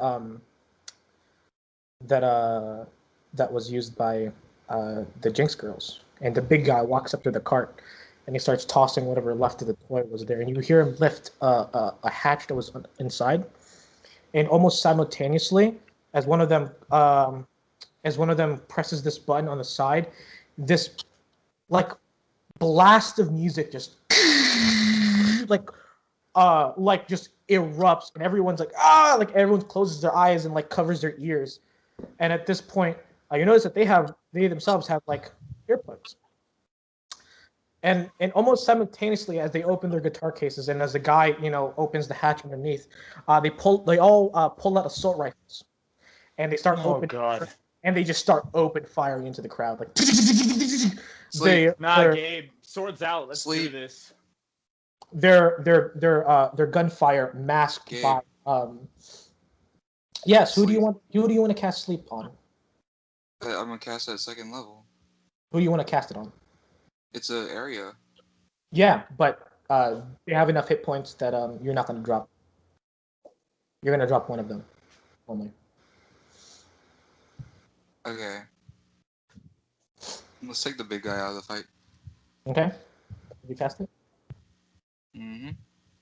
That is 78. Roll that on here for brevity's sake.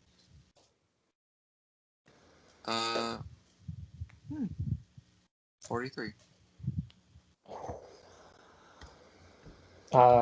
Fortunately, you don't affect him. As a spell is casted on him, he pulls out a light machine gun and continues to mow down the crowd. And with a combination of burst assault rifles as well as just straight up automatic assault rifles, they mow down about like around 100 people until you guys notice it because of the fact that the music is being blasted so loud. Serenity, you don't even notice it's happening at first. You don't notice at all because of how loud the music is, because you're looking for your brother. You don't notice it until you find the guy who's like next to you just kind of fall into the ground and crash, covered in blood. And as you turn around, you notice that this is happening. Same goes for you, Yatsu. Same goes for you, Yatsu. As you don't notice this as well, as you're just trying to leave, and suddenly you start hearing very light screams masked by the loud blasting bass from the speakers. And it's only when there's people dropping that you actually start to realize. I have a question. What's happening? Yes. Can I drop a stage light on one of them? You can attempt to, but it's not your turn yet, is it? I was just wondering. All of you are the ones that are actually surprised by this, except for, I guess, Mavrius, and I'll say Viola. You would be in the backstage. You'd be right behind Mavrius. You would have gotten to Mavrius, and you would be right behind Mavrius as Mavrius sees what's happening. But because of how loud the music is, you don't know what's happening yet. You just hear this blast of music, which is ridiculous because it's loud enough that you barely have to make a saving throw. So I'm gonna make a saving throw, but it's that loud. Gabe, I'm gonna take Yandi and then down from my shoulders, and then just tell Yamu, take Yandi home right now and don't stop for anyone. Okay. Run home. Okay. All right. And I'm gonna turn around and run towards the screaming. Okay. Everybody, roll initiative.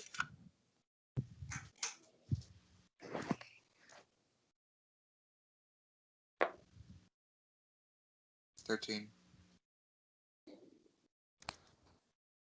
14. Man, I'm so glad my patron was just like, "Ayo, tragedy." 21. Hold on, I'm sorry. 19. We almost had a Serenity situation. What do you mean we are having one? Nah, none of our family members died yet. Yet. I mean, I don't have any family members here, so. The only one whose family members are in danger is Serenity. So, and Yahtzee, really. no, Yahtzee's Alright, pretty much out of what the did way. you? Hello, what did you get? They can snipe a child. Oh, 19. I can snipe them. They can snipe them faster. Let me get that Eldritch Spear real quick. So, Okay. Gabe, how's my double sword? Yeah. You go first. All right, swords out first thing. Okay. And so what exactly are they all standing under? Yeah, you can see some stage lights and such. How heavy are those? Give or take, probably like 20 pounds ish. So would it kill them if I dropped it on them? I would hurt them probably if it hits. God, already. I'm about to say, already thinking about killing them. No, I'm trying to not kill them. That's why I asked. Okay. I don't want to like insta kill them. I do. I want to fucking kill them. They put my family in danger. Yeah. Probably not the best time to bust out psionics. I'm gonna just hit one with my sword, non-lethal. They're 40 feet away from you. Okay, cool. Then I'm gonna move. They're Cool, 40 feet away from you, and they're also on top of a stage that doesn't have stairs that lead up to there, but it's 10 feet up, so you have to climb over that as well. So. All right, then I guess I'm gonna move. All right, well I guess it's dropping this move from 20 feet forward to drop a stage light on them. Getting to them is difficult terrain because you have to walk over a bunch of corpses. Okay, yeah, then I'm gonna start moving forward as far as I can without using my whole action, and then I'm going to drop a stage light. Okay, so you move 15 feet. Yeah, you move. Should I roll to hit? I'll say you get to the edge of where it would be difficult terrain-ish, and you 15 feet. Yeah, you can drop a stage light on them. Just give me no, you don't have to. You could just do it. So you could just spend I think it's a side point, or is it you get it for free first and then it's a side point? Let me check. Because I'm using telekinetic movement, I believe. Yeah, which is not like a telekinetic movement. You can move an object as an action. You target one creature large, smaller than yourself. Okay, yeah, I can do it for free this time. Okay, and to use it anymore, you need to spend a side point. Yeah. Okay, yeah. So you kind of move out to 30 feet. So then it would be another 10 feet up. Okay, so there's you.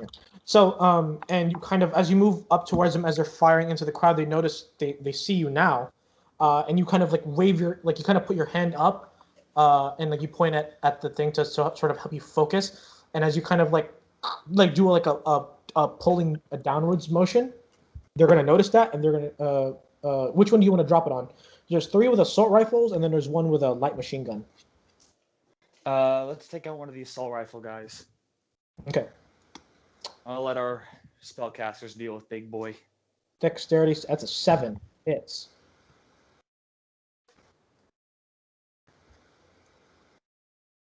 He takes 8 damage. Ow. As you wave your hand and kind of like do a downward motion, you see the one of the sort of lights kind of sparked, magical sparks kind of like explode from there, and it just kind of gets yanked down. And as one of the assault rifle guys are just kind of standing there because of the loud blaring music, and I guess he's on the floor there and he doesn't seem to notice you. The light just falls straight on top of him into his shoulder, like he doesn't fall over, but having 20 pounds dropped on you does hurt a lot. Yeah, hopefully it knocked the gun out of his hands. Did not, and he notices that you did that. He's gonna just He's gonna yell, "You bitch!" But you can't hear it because of the loud music, and he's gonna shoot you. Let's see what I can do about that. Ah.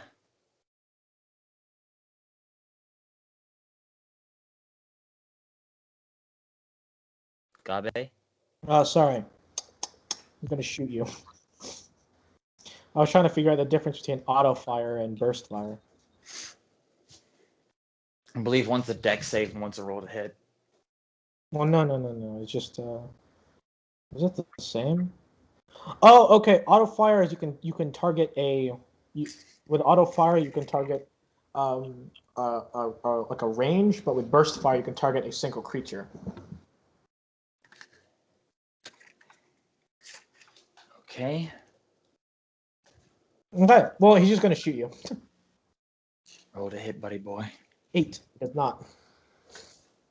As he notices you do that, he kind of moves over and aims at you and starts firing, and you kind of move out the way and just kind of move to the side a bit, like making it sort of like on the stage where like it makes his aim a little harder, and he kind of has to move a little bit to continue aiming at you, and he fires off of you, and it just kind of hits into the ground or the bodies that are already there.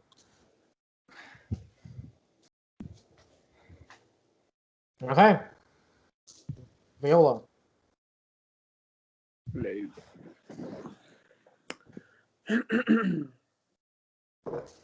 I'm going to cast Hunter's Mark on the big one. Okay.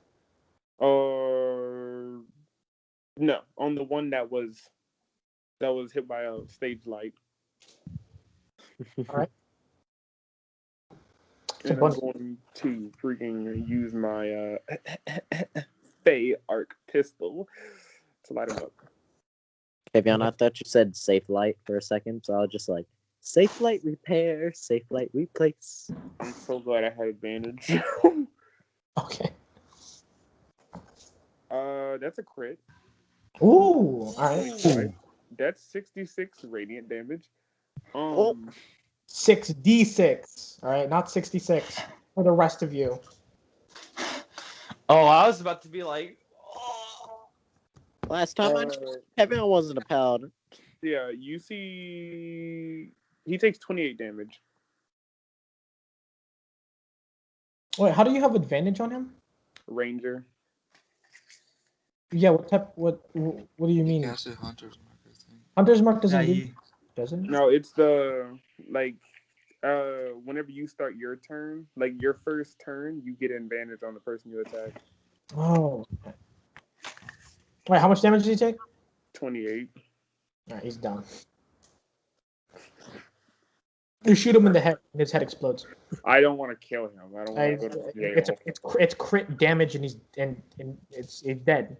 I don't want to go to jail. You're not gonna go to jail. For These what? people are literally murdering people. I don't know. I'm what sorry. You're going to jail I'm just for. thinking. I'm scared. You're a fucking criminal. Flashbacks. He's having flashbacks. They're gunning down innocent people in this auditorium place.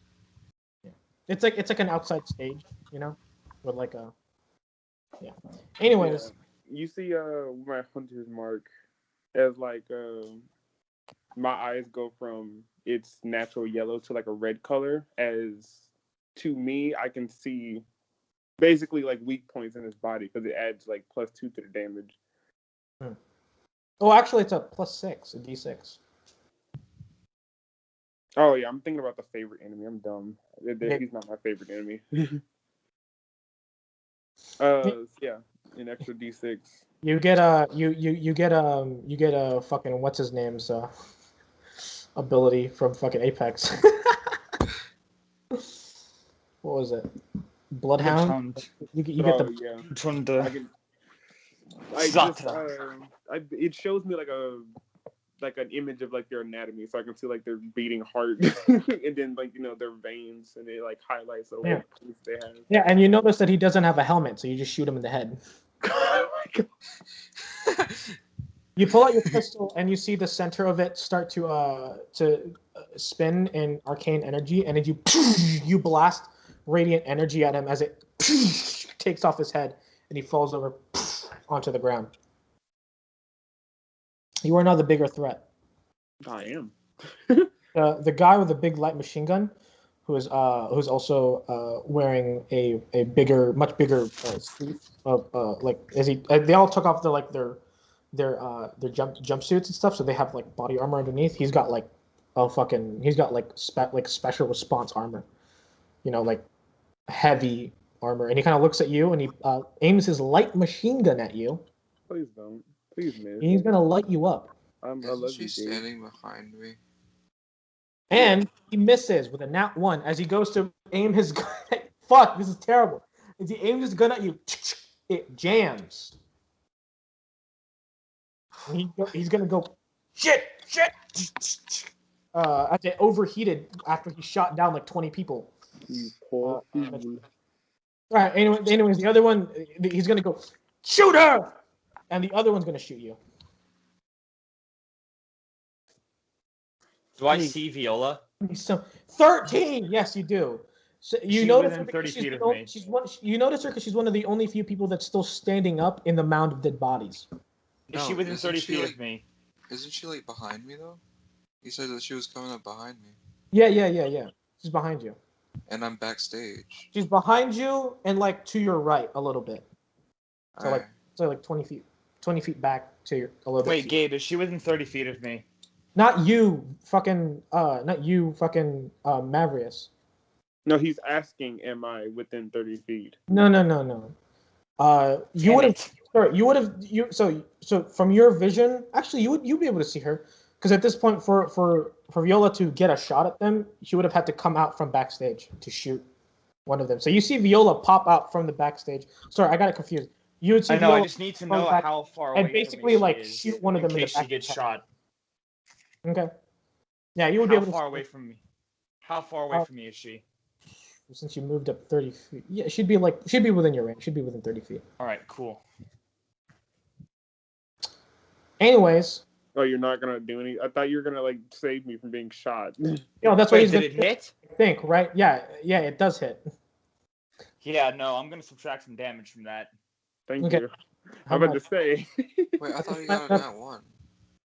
Another guy is shooting at Another me. guy shot him.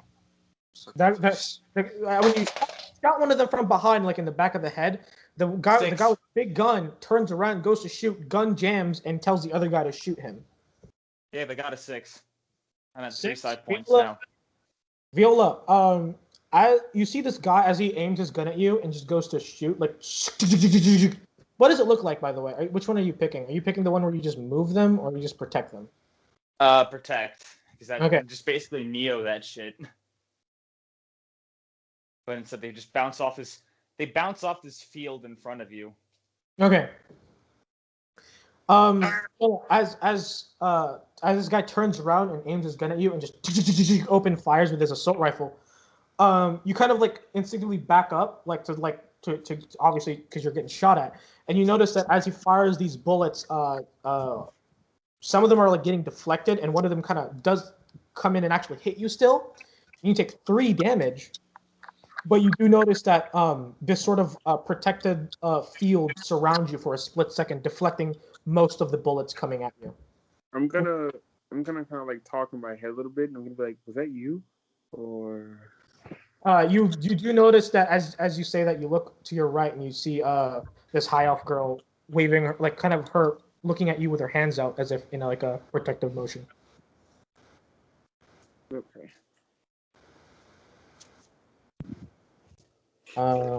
Yatsu. Yeah. Also, it will be very obvious when she's the one doing things.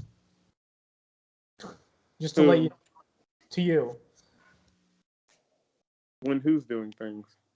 the Blood What do you Queen. think? Oh, okay. You kind of confused me because we were talking about 2 different people. Yeah. No, when the Blood Queen's doing stuff for you, and also she wouldn't protect you, but. I know. that's why she said it in a very confused tone. Like, But if she were gonna do something, it would be very obvious. Like it'd be very thematic. oh God, dude. Yeah. Happens once a month. So, all right. I actually want that to be like a power thing. No, that's stupid. It's Yatsu. time to ride on the Crimson Tide. Yatsu, Also, by the way, wait, is it on your turn that you can switch the hunter's mark on, or? I have to wait on another turn to do it as another bonus action.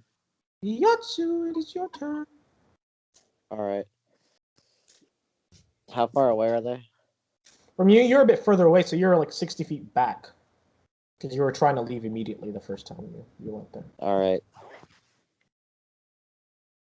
Who seems like a main threat? The guy with the mask is an assault rifle shooting at the crowd. All right.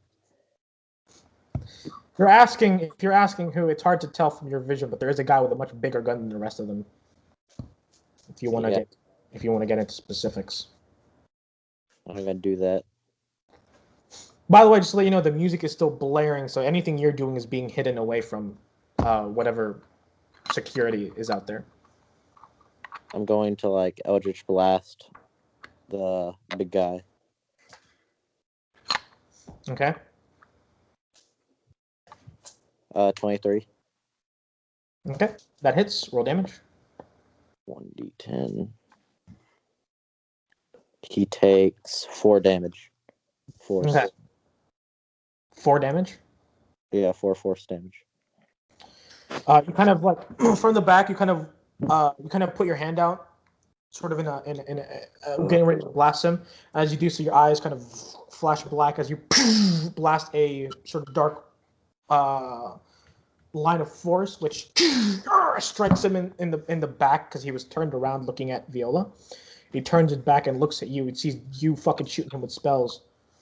He's gonna try and shoot you once he gets his gun fixed. Mavrius, it is your turn. How far away is the box that's blaring music? It's not a box. It's a control system that's used for the audio. It's like a good 25 feet away, like on the diagonal opposite side of the stage. But I can reach it? Yeah. Well, you have to go through them, but they get opportunity to hit. Not if he. No, they don't. Tumble. I'm gonna tumble through them. Yeah. It's a bonus action, right, to tumble? Yep. Yes. So freaking broken. Yeah, it is. You get like 3 things. I'm going to run through them, and like as they try to fucking do whatever they do to me, I just like dodge out of the way and kind of trip, and then roll through them the rest of the way. I'm just imagining you like leapfrogging over one of them. You do that. Sure, let's go with that. And then I'm gonna get to the control panel. You start running towards them, and as one of them goes to shoot you, you just jump over his head, like you just kind of like you put both of your hands on his head and just like literally leapfrog them, and then you see the big guy kind of look at you, and he goes to swing his gun at you. You kind of like fall into the ground, roll underneath his legs, and you just make it to the other side where you can access the controls. Turn it off. Boop. As my action. The music suddenly shuts off, and the loud blaring of what seemed to be rock music is now that was essentially like muffling the screams are now gone, and you can hear people screaming as they're running away from the stage. So in a bit, the Security might arrive as backup. yes. Nice move. Fuck yeah. That the one that you leapfrogged, he didn't like that. He's gonna shoot you. I don't care. He misses. All these rolls, bro. These are the most terrible. That's an 8. Bro, I'm straight up dancing through those shots. Your ACs are so trash, and my rolls are even more I'm trash. about to say, I made Holy sure. fuck! None of you have an AC over 13, and they're missing all of their shots. I made sure that I didn't have an AC over like 13. But that was like, My I want to AC be is more. 12. I want to be more investigating, so make sure I wasn't that combative. Yep. And you have a laser pistol. Yeah, that is true. All right. Okay. So, yeah, he's gonna turn around and start firing at you, and you just see him, and you backflip.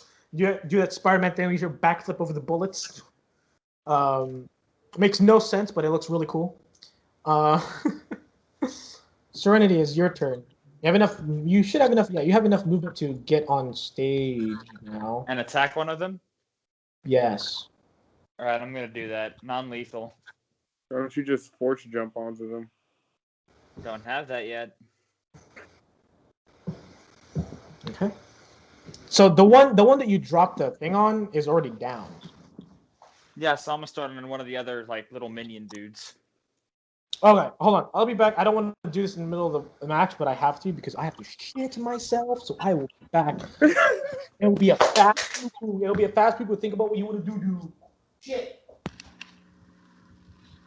Hopefully, my siblings get out of there. Hopefully. Yeah. My What siblings if Yasser decided to. comes in at the end of it and just fucking knocks the guy in the head? I need to ask Gonna- Gabe I'm gonna if fucking that little- beat Yasif up. I need to ask Gabe if Yatu's like little sister dropped a little toy on the shooting because I want that back. What the fuck, bro? What? I could have said I hope that your freaking sister gets shot right to the head and I just take it off her face, but I didn't say that now, did I? What the Kevion? Kevion, what the? I don't give Kevion. a fuck about your kids. Fuck your kids. Girl. Like, Michael I Jackson, almost- fuck them This whole kids, bro. time, I wanted to yell at Gabe. Just this is one thing, which is why, Gabe? Why? You've given me something to lose. He was giving us clues this whole time and fucking. I knew something bad was I was well aware this was gonna happen. Something at the stage. I could have if I made my character in time, I could have just stopped all that from happening. Yeah. Because none of you guys like ever went up to them and like talked to them and see what they were doing. I would have just beat the crap out of them. I'm sorry for playing my character. I was just kind of watching. I was just like, what the fuck are these guys? I want to hear their Yeah, music. we weren't- I really want one of those toys, bro. One of the Spice Girls toys. Yeah, I mean, Take him what? off another body. There's plenty of bodies now. Kevion. Yeah, I but need that- Sick. kings, what if bro. that one is limited edition? Like they're all There's covered probably in blood. other limited edition ones out But there. they're all covered in blood. I don't want that. Oh my god! And then find one that isn't. It's in Here, his. here, It's Viola, in his here. hand. Viola, prestidigitation. Boom. It's not the same. The iron smell is still there. I cleaned it magically. The smell would still be there. Oh my god, Kevion, you are prissier than a. I don't even know. Shut I up. don't even know. I don't even know. The smell would not still be there. It is clean. You know what? Yasif also died. So the No. the fucking blood's all over the toy anyway. It doesn't matter. Oh wait, Yasa's here. No, he's not. Eric, my I little mean, brother, was here. what are your fucking your siblings' names? Yandu. Yandu and Yamu. Yondu. Yandy. like what do you want me? They all have Y names. Yeah, that's Yandy kind sounds gimmick. like. Yandy Wow, sounds Matthew, like you a- racist. You know how like the stereotypical. Racist. You know how like Yeah. the stereotypical like stripper name or like hooker name is like Candy. This sounds like Yandy. Don't you dare. She is 8 years old. Hey, wasn't your mother freaking? She is 8 years old. Maybe she started at a young age. Shut up. What? Mommy and Dada And I Day. thought I was the pedo of the group. Jesus Christ. You are. Kevion out here talking about 8-year-old strippers. And you have a Discord full of 8-year-old strippers, so shut up.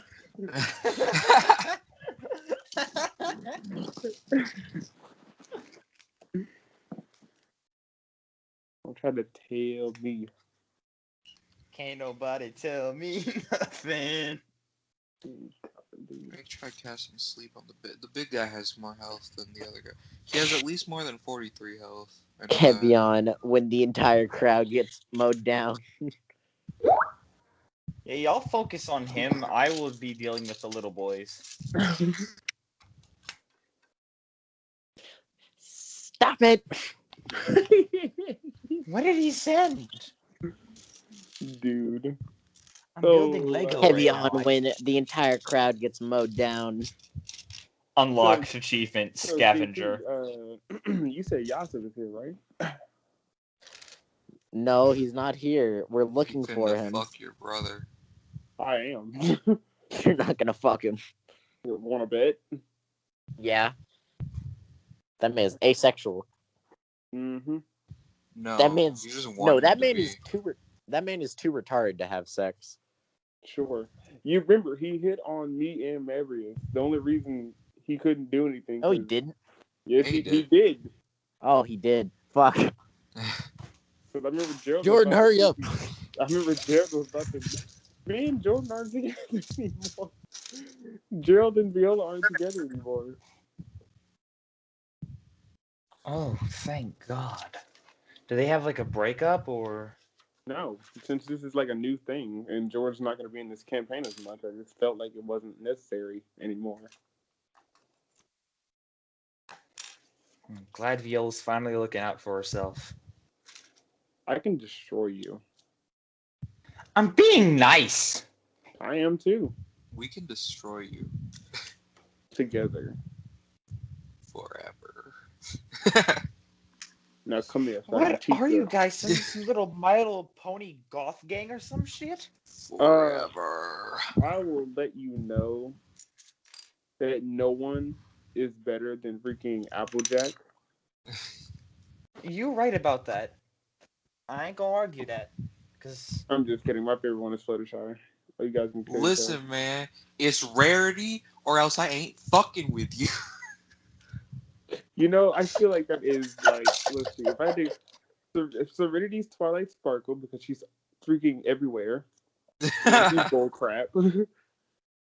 Yatsu would be Rainbow Dash because he's just a lone wolf and he just doesn't like being around other people unless it requires it because Rainbow Dash freaking has her own plans and goals in life. But wasn't Rainbow Dash's element loyalty? loyalty.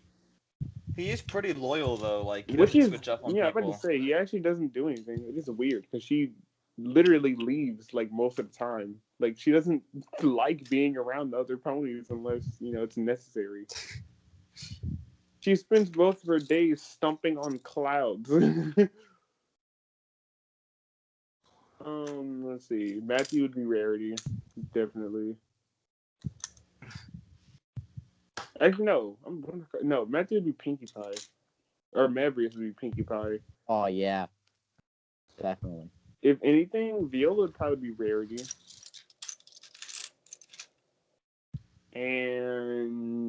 And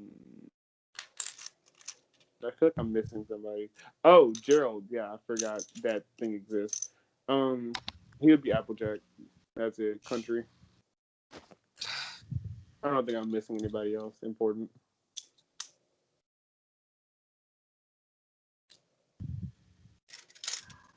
God, dude, I can't wait till Yasser shows up.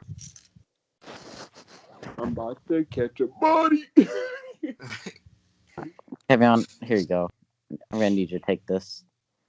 Take what? Take some of these. Are you getting me? Stop it. Stop. I knew it. Take some of these.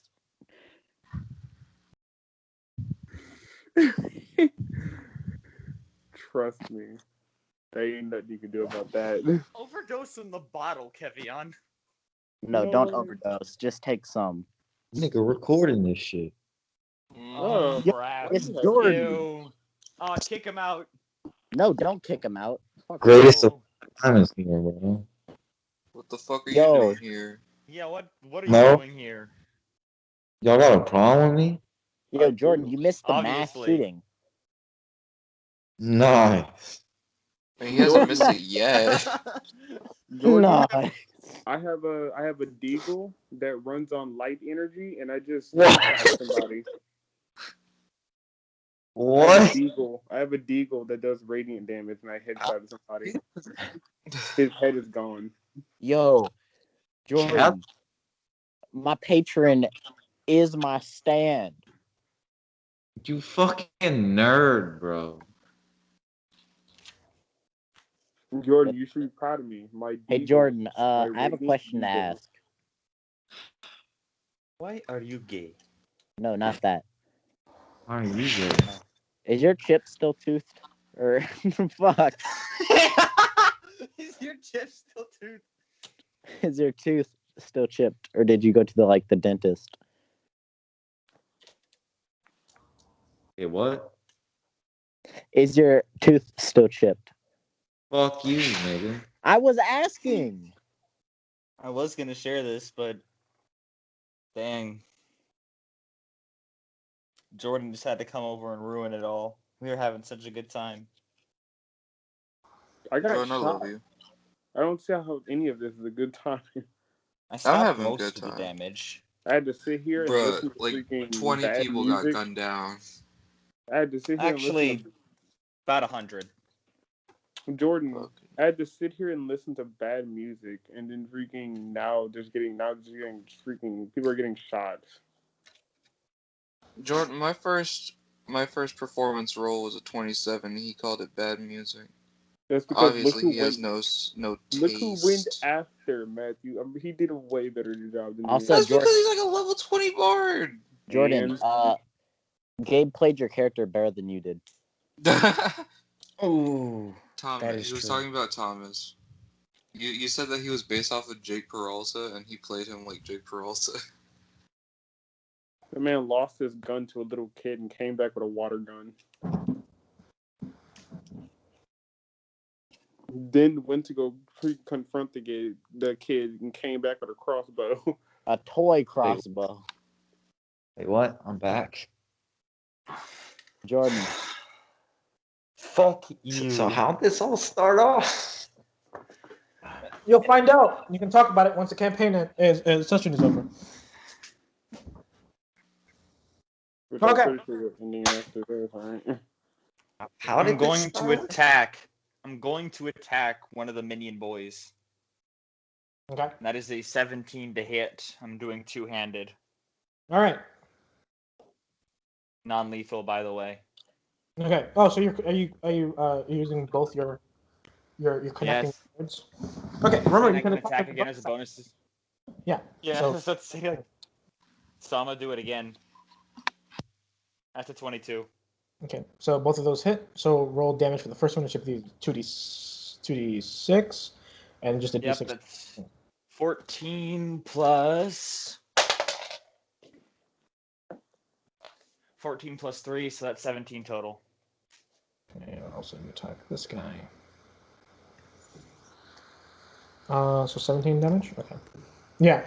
So you kind of, as this happens, both your blades kind of attach your blades together, turning them into sort of double blades, and you run up, you jump over the it's like a 10-foot gap, so it's not that high. So you don't jump over it, but you kind of jump up, and as you get on top, you run up to the closest guy, the ones that was shooting at you, and you kind of just strike him across the chest and kind of do like a secondary cut with your blade. You kind of do that. You kind of do like a scissoring motion, like as you cut into him, and he kind of backs up, like clutching into his chest, the area that you cut. He is bleeding profusely.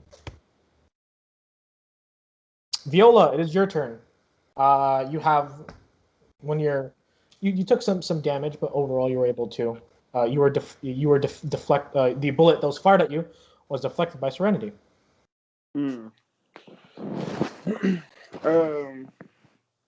She's also attacking that one now, the one that shot you. Yeah, I'm gonna freaking. I'm gonna take a bonus action. Yep, that's what it is. And I'm going to transfer the hunter's mark that was on the guy with no head, and put it on the guy that she's fighting. And then my captain. I don't have advantage anymore. But I do have an inspiration die. Okay, roll to hit. Okay, I got a 24. That hits. Yeah. Welcome to the car wash. Oh, 10 damage. 10? Okay. Oh, wait, plus a d6. Whoops, my bad. Oh, he's already dead. Oh, well. Please stop. It's okay. I appreciate the help, but oh my god. It's okay. The wound Certainly, cauterized. as you leap up and strike this man twice in the chest, he's a bit. You kind of cut his gun in half, and as he goes to like pull out his combat knife from underneath his sort of vest, kind of pulls it out, gets ready to fight you. You just see this flash of light, flash past him, as you see on the side of like because he's like facing you, which is his side is facing Viola. You just see slowly smoking from on the sides of his head of his temples, just like this. Like you see a flash like fly past him, and then you see in his temples this like smoking from like these two holes that were put in the side of his head as he kind of falls to the I'm gonna side. get really. I like look visually disturbed at this. All right. The guy with a big gun is gonna fix his gun as an Is he action. though? Yes, he does. He kind of like you see him kind of like smack it and goes fucking work, and it fires off, and he goes, "All right, bitches," and that's his turn. and he aims it at Yatsu. Yatsu, what do you do? I'm gonna shoot him with another Eldritch Blast. And while moving up a bit. Ooh, someone's bold.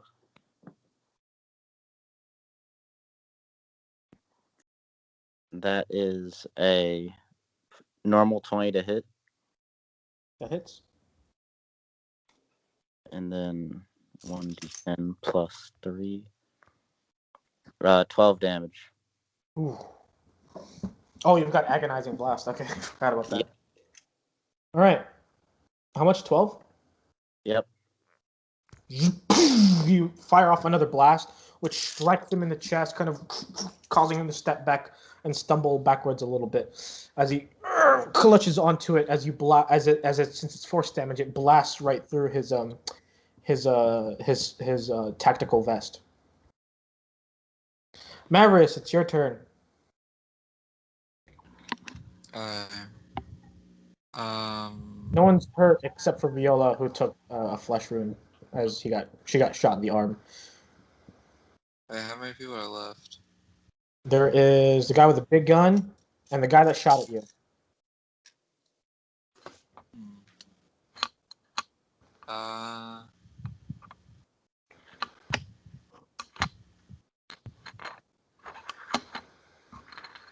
Okay.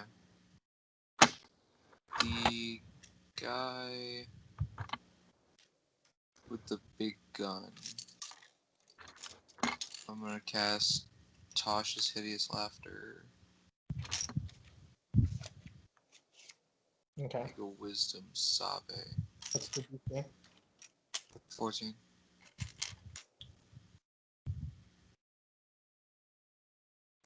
All right. Big guy, wisdom. Bam. 9. Fuck. He's just like seeing everything around him, and for some reason just like Yeah, you he see falls the prone. big guy just kind of starts, kind of goes, as he just kind of like drops the gun and just kind of falls to the ground, kind of like laughing his ass off. As he's on the ground, he's like on the ground laughing like a maniacal maniac, not being able to help himself. The other guy is going to see the guy drop into the ground, realize this, and he's going to look at you guys as he's surrounded, and he's going to run. I feel like I've done this before. I just got the most huge deja vu. What the fuck? He kind of he drops his assault rifle as it's it's too much. It's like a lot of weight, and he just jumps off the side of the building. He's going to dash. So that's 30. Okay. So he's about 2 turns away from melding with the rest of the crowd, wearing very similar masks to him.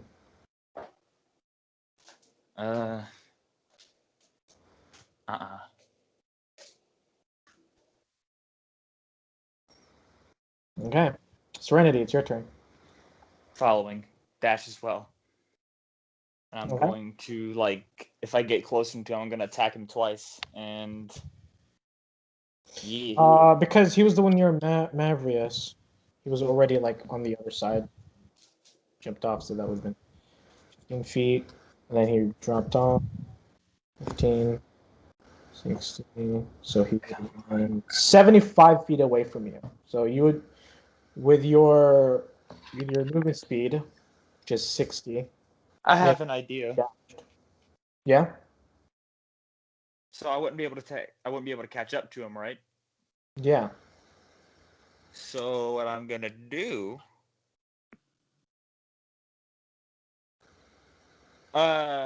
Could I use telekinetic movement on him and like stop him in his tracks? Are you Like hold him? Like Uh, hold him in place? not hold him. Or Wait, isn't it difficult terrain for him? yeah, No, I decided to just ditch the difficult terrain because I felt like it would have just it would have made you guys spend an extra 2 rounds getting to the stage. So I just ditched it. You just walk over the bodies; they're dead. it's like could we like do like an opposing athletics or? So the way it works is that the way telekinetic movement works is that it is an immediate move. Like So you can can I shove